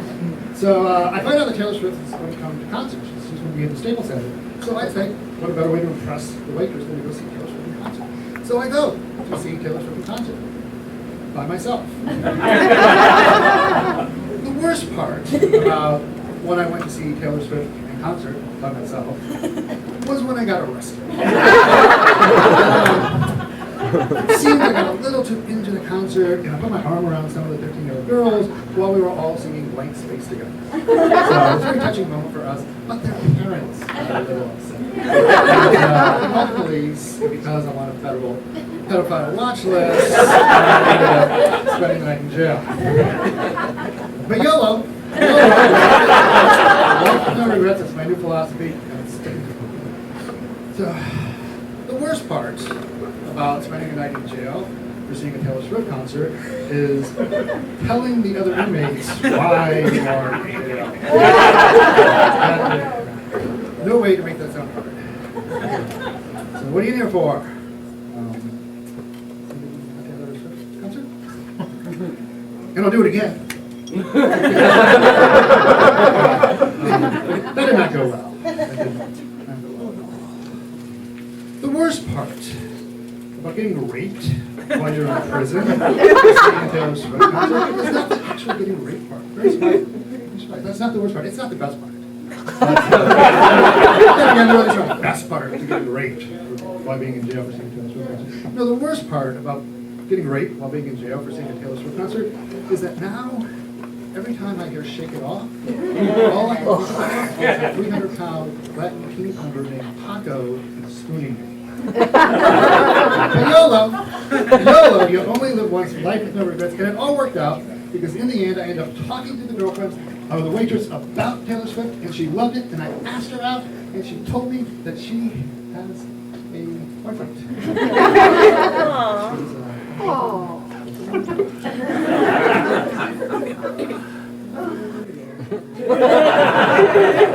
Thank you, my name is Johnny Sutter.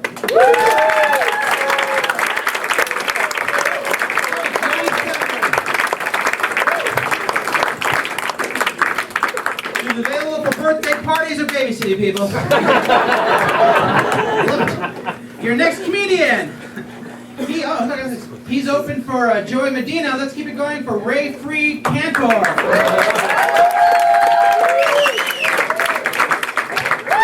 What's up, guys? What's up? How's it going? Good.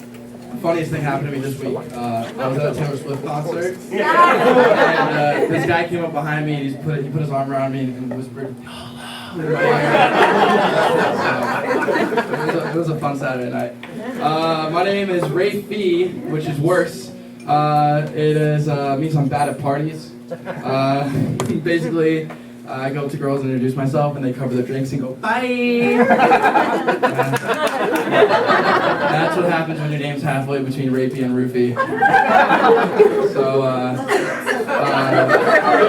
did everyone get it? Who's gonna get it? Weird thing happened to me last week. I actually wound up at 2 high school graduations in 3 days, and I noticed at both ceremonies that the same guy, not the same guy, but same looking guy would come out and just go on and on about these beautiful, magnificent, intelligent, wonderful, special creatures that are moving on to the next stage of their lives. And you know, I'm really, really cool with us getting upset when teachers have sex with their students, but I don't think they should be able to verbally jerk them off in front of hundreds of people, and we just give them standing O's the whole time. I was listening to the verbal hand job. I turned next to my mom sitting next to me, and I turn next to her and I do this. Without skipping a beat, she looks at me and goes, "You have really bad form." That was a level of weird that I didn't know we could get to, and we got there in 5 seconds. You know, I'm used to, I love you, and I'll support you no matter what. Not you beat your dick the wrong way. Hi, Mom. Thanks for coming. So, to get over this, I turned to my uncle who's sitting next to me, and my uncle's this middle-aged, sassy gay guy. Love him to death. But one thing I've noticed about older gay guys, you know, at least when they get to their 40s and 50s and stuff, they typically kind of cool it sexually. Like they'll go to the parade, but they're not going to be the guy on the float wearing the headdress made out of rainbow dildos. And so, you know what I'm talking about. And so, for whatever reason, he stuck with it. He's still like that. Like every other sentence out of his mouth is like, "My penis blank." So, I turn to him foolishly, and I do the same thing. He goes, "Oh, I did that in the shower this morning. Thank you so much for the offer, though." Such a worst type of gross. And so I'm trying to figure out what my family is so messed up. I realize I have an origin story for you guys, and it's gonna get a little messy, so hang in there, but just know that in the end, it's a story about the circle of life. So my parents split up when I was young, and when I was like 10 or 11, my mom, my sister, and I moved back in with her folks, and it was great. I loved my grandparents. My grandpa was a doctor, always encouraged me to learn, and one of the things that I learned when I was 10 or 11 was that something could come out of your penis that is not pee. I looked right at my dad when I said that. That's how you did this.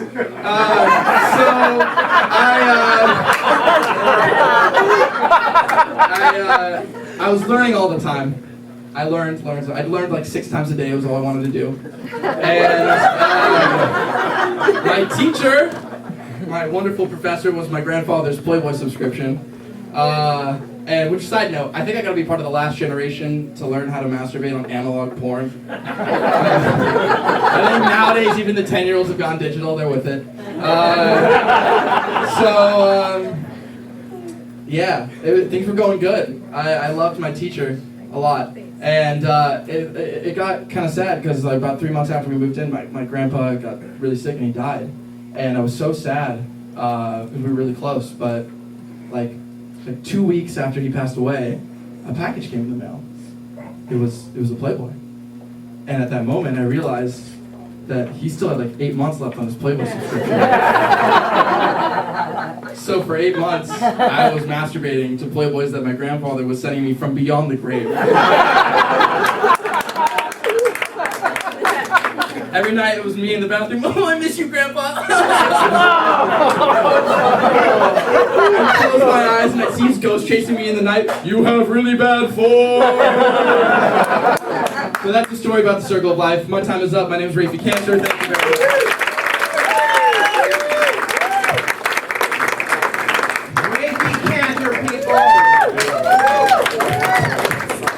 Set this back up. You know, this is the home stretch. This is the home stretch. This is the last two comics, people. This is it's pretty funny. Like I said at the beginning of this show, some of these comics, this is their first time up on stage tonight here at the World Famous Comedy Store. Some people have been, working at this and just trying to make this happen. And you guys keep supporting them. One more round of applause for everyone.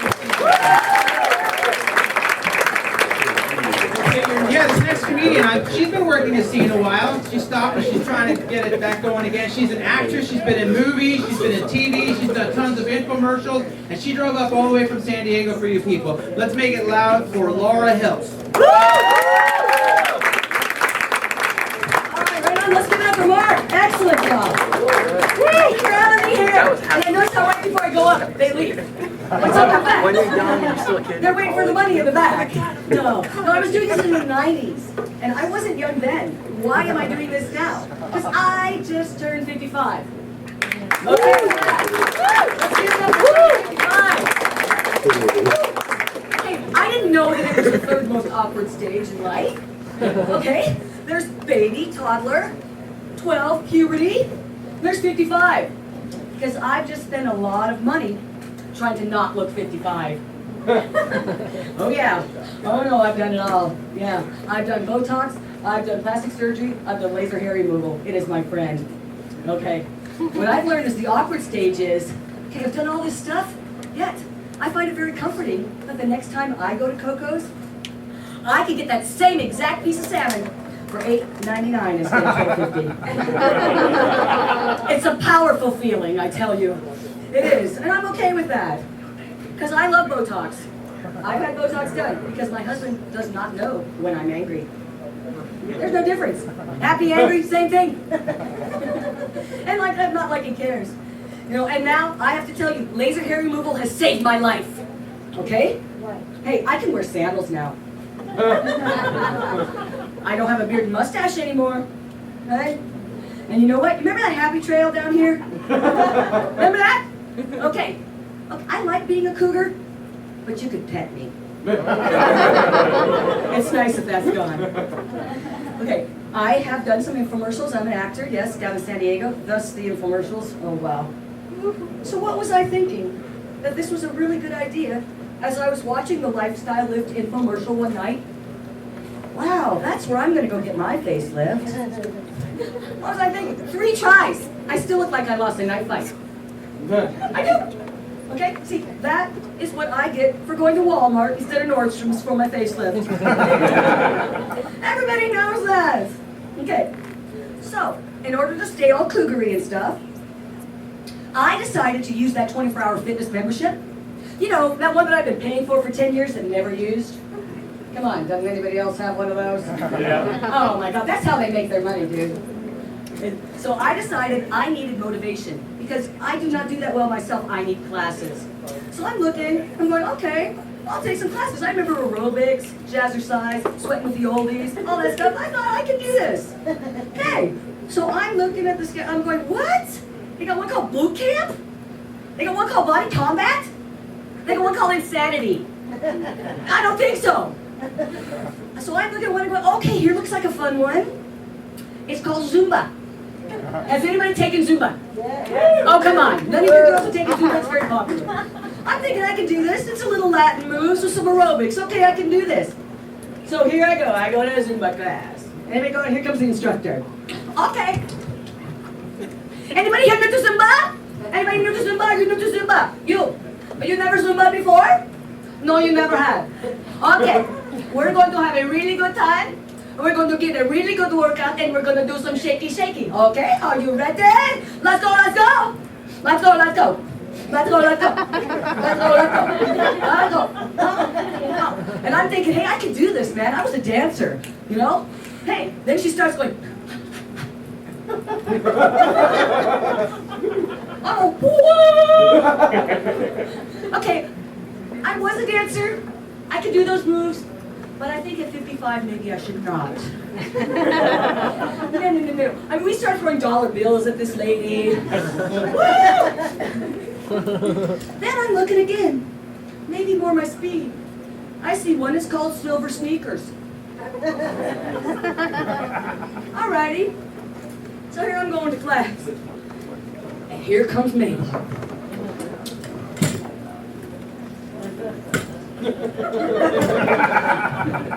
I'm sporting my new Life Alert. Ain't it pretty? I just had it bedazzled. Hey, if I'm gonna wear this thing, I may as well make it look good. And then here comes the instructor, Maggie. Here she comes. Now hold on a second, I'm coming.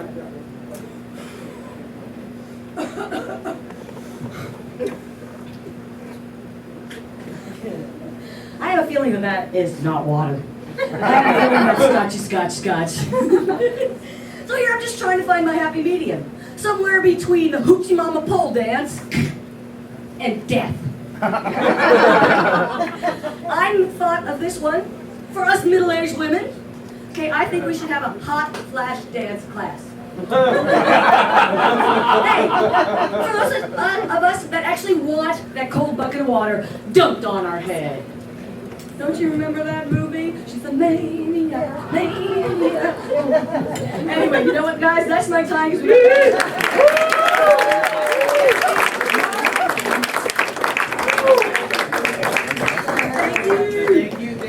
you. Keep it up for Laura. I got one more comedian for you. Okay. He's continuing the long tradition of moving to LA to make a positive social change, people. Let's keep it going for Nate B.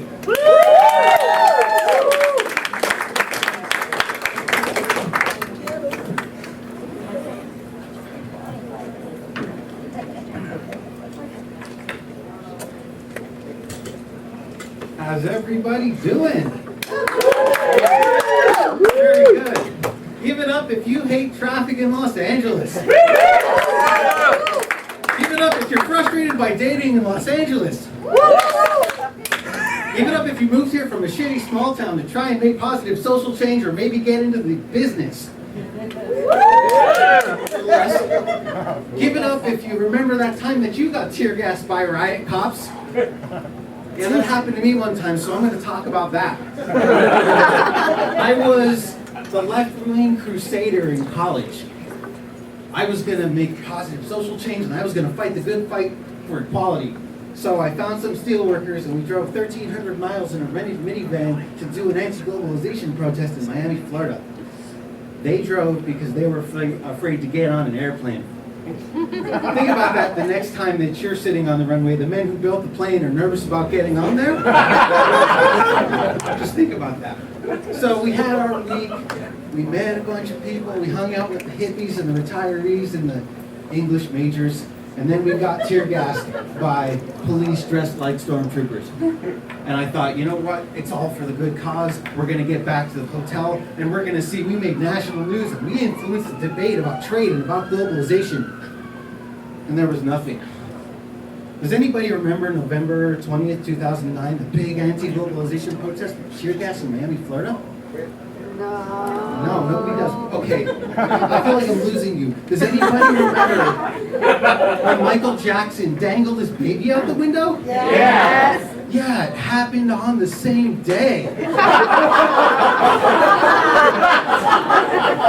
So the king of pop got us, and I think we're going to have to reevaluate these tactics. This is my first time on stage doing stand-up comedy. And I'll tell you, the experience of getting tear-gassed and trying to tell jokes to strangers is very similar. I think if you make it through, you're either going to really believe in yourself, or the trauma's going to be so bad that you never even want to talk about it again. But you know, let's talk about the issues for a minute. Globalization has winners and losers. I grew up in a small town where we were the losers. There were 3,000 people who lost their jobs in a town of about 5,000 when the factory moved to Mexico. So I got out of that town as fast as I possibly could to try and do something. Went to college, came back, and my poor friends who were stuck there, they discovered this thing called meth. I can't hang out with my friends anymore because I can't do meth, because who's ever seen a meth addict who's really doing well in life, right? But you know what? Everybody's struggling. The economy's been bad, but it's coming back around. Even my friends back home who are on the meth, they're doing better. I went home a couple months ago, they're doing better. Now they're selling the meth. Thank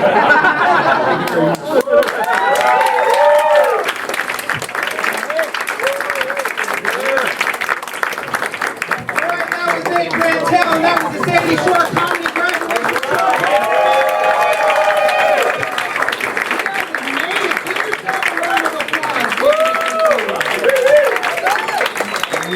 And also make it loud for Dana, your waitress that's been bringing you your drinks all night. She's been busting her butt for you people. How you guys doing? We're doing good? You guys call the spits? You guys ready to go home? You ready to call the spits? You guys want a little more comedy? You want a little more? A little more? Okay, you know what? You still got a bottle of wine. That's why. I can stay all night. I like it all day. They're not gonna bring any more alcohol to you to 8:30. Like your mom said, okay, just sip. Don't be fast like that. Just sip it, okay? I like it. You want to see Precious? You want to see what? You want to see Precious again? Does anyone know what the red box around here? Let's go wants to see Precious again. I'm just gonna do this. I'm gonna bring up one more comedian. I'm gonna do this first. Is there anybody married? I see some people holding hands over there. Is this dating or is this marriage? Dating. Yeah, you better fucking know. It does sound like optimistic, like dating. I'm like, come on, a little more positive. This is dating, man. This is what dating looks like today. People right there. This man got a nice shirt with a collar on. This man's got a Hawaiian shirt on. This is I don't give a shit anymore. And I'm going to talk about the dating people, because I'm going to talk to you, and I'm going to look over here so that you don't know I'm talking to you, because with your girlfriend's with you, because I'm married, and I like to talk about this because I got tricked into getting married by my girlfriend when we were dating one time, pulls this bullshit on me where she looks at me, and she tells me, "You're the one." Did you hear that giggle? This is bullshit in her back pocket right now. She's like, have you heard this yet? No, don't do it. Because for those of you that don't have a girlfriend right now and have not heard this, you're the one line before. I said to her, like, the one what, baby? And she told me, you're the one I want to spend the rest of my life with. And if you have heard this. And as a guy, that is some pretty heavy stuff, right? Wow, someone wants to spend the rest of their life with me. But then I start thinking, wow, do I really want to spend the rest of my life with someone who thinks I'm their best option? I'm like, I know me and I don't even want to hang out with myself. And she wants to do this on purpose. And then she's all like, we should get married. And like, whoa, baby, slow this down. We've only been dating like 8 or 9 years. Where's this marriage talk? You can't just spring that stuff on a guy, right? I see you back there. And you know what she did next? Because I was like, I don't know about getting married, honey. You know what she did next? Because women, they won't stop. She said, I don't know. You know what she did next? She sent the kids around to ask me. And they're like, hey, Daddy, when are you going to marry Mom? I know where you parents are out there, but that is a hard conversation to have with a child. Because you got to get down to their level and go, whoa, whoa, whoa, baby. Marriage is a lot of responsibility. When you get married, things change. First thing that happens, Daddy has to pay all the rent, not just his half. And that is a lot of money to give Grandma for one bedroom. That's bullshit.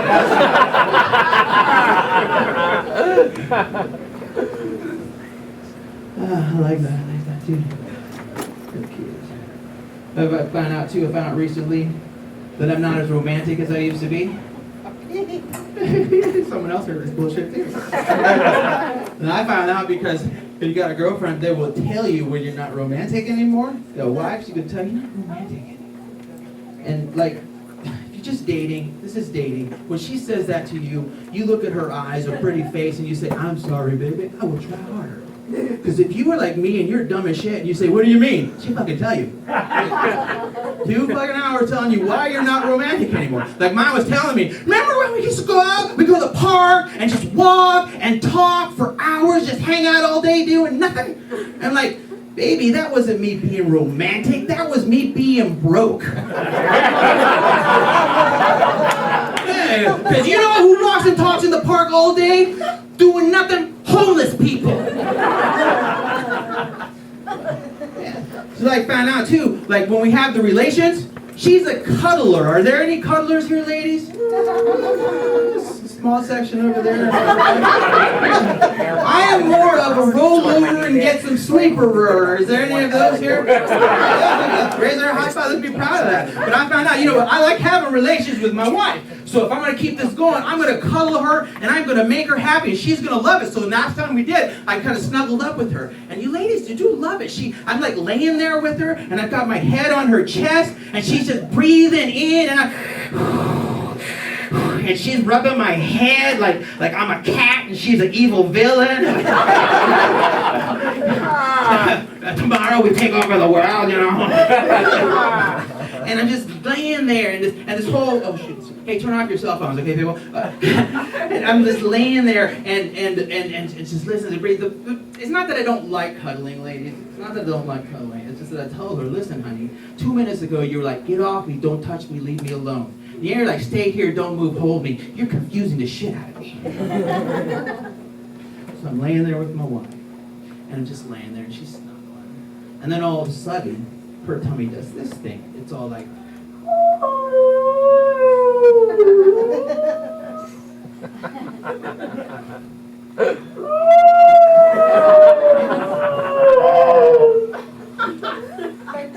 yeah. Someone's been on the same harbor excursion like that. And it's this point in time where she asked me that one question that all guys hate. She's all like, what are you thinking about? And I said, whales. Hey, that's why we don't call it. Hey, I'm going to bring up one more comedian for you, okay? This is it. Lex, I'm going to do this. This is, no, be louder. Come on, one more. The world famous comedy store. This place has more tradition than any other comedy club in the country. One of the things that happens here more than any other place is that comics, people whose names have been on the wall, have always worked here. A lot of these people have worked the door. This is where they work their magic. This is where they craft everything. And this next comic, I've been working with him for over 10 years. Let's make it loud for Quincy Wheatley. Come on.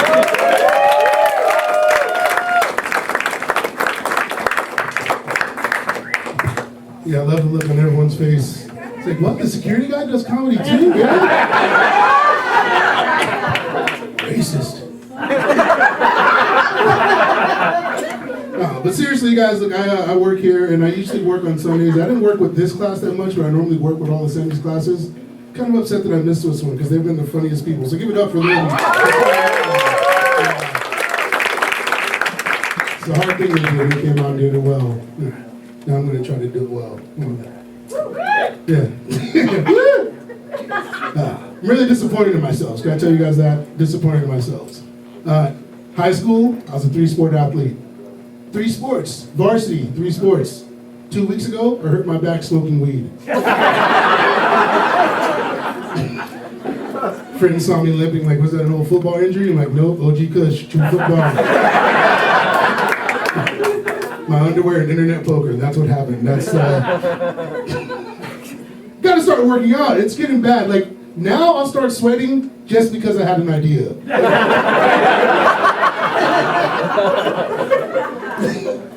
It should take more effort than that. That's all.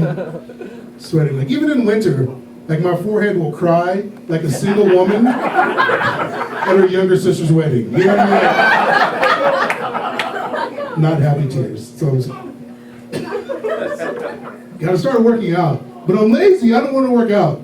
This is how lazy I am. I had this thought. I'm like, instead of working out, I'm just gonna buy workout clothes and wear those all the time. So when people see me sweating, like, sure, he's being sweaty, but at least he's doing something about it. Good for him.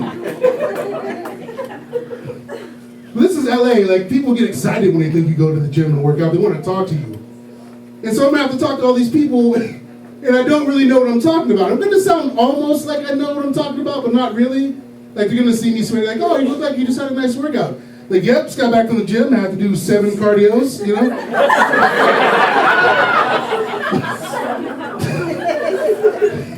The trainer says I need to get my heart rate up to accurate. I'm not sure. It's like 120 over easy, I think that's right.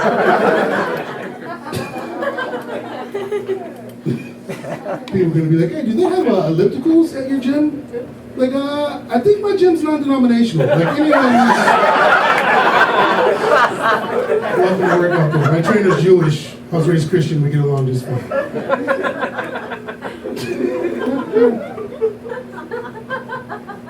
Want to work out so I feel better, look good, feel good, right? And plus, I'm single. I need a girlfriend. I do. But not because I need like an emotional connection or I need someone to come home to.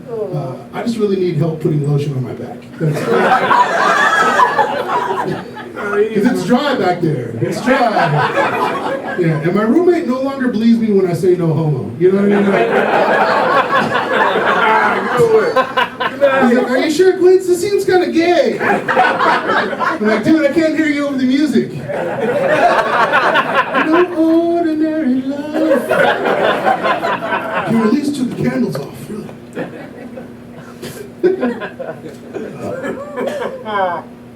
It sucks though, because I'm out doing comedy all the time, so I don't get a chance to go out very much. So I have to online date just like everybody else, because it's easy, right? It streamlines everything.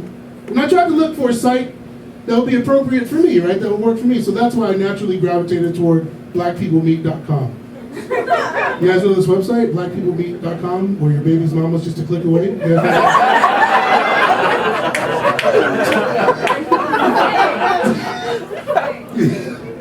It was really black too, you guys. It was really black, like nobody smiles in their profile picture. It's a bunch of people with their chins 4 inches too high, like, hey.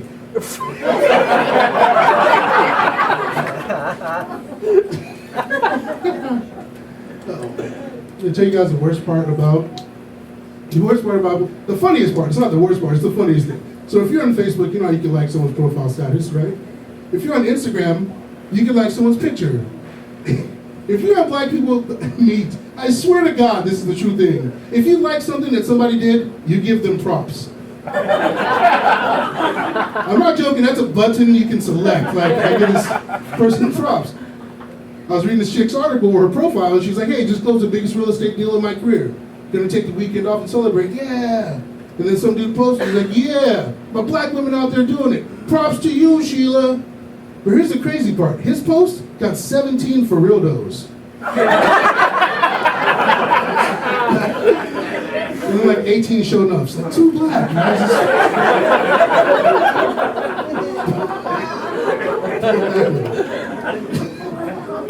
I always love when black people are in the audience, because like they either really like that or like, what the fuck, show enough, we don't say that shit. Fuck it. But I just imitate a black person, I'm black. I don't really show that.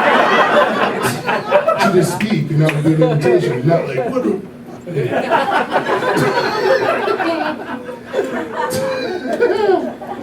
So dumb. All right, one last thing before I go. It's really weird. Like, I suck at talking to ladies, which is strange, because I can get up here and talk to perfect strangers. No problem. But you give me one-on-one with a woman, and I get kind of tongue-tied. I don't know why. Here's the thing that I hate. I have a lot of friends who get laid. I kind of don't mind that. I just mind one of my friends in particular. You know why? Because he's a good-looking guy. whenever we go to a club or a bar, women just throw it at him. Like, here you go, man, it's yours, you can take it. And he always says, Quince, you know why I get laid? Because I got game, player. I just know how to talk to the ladies. And I'm like, you really think that's it? Like, Rob, you have blue eyes, dimples, and a slight accent. Like, if I get drunk enough, I might fuck you.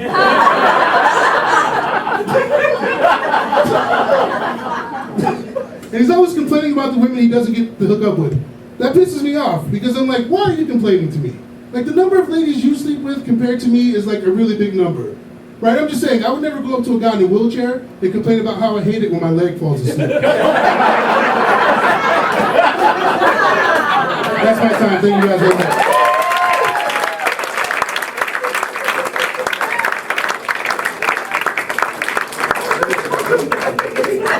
That was it. That's the show. Come on, everybody. One round of applause for all those guys who can now call themselves comics. Thank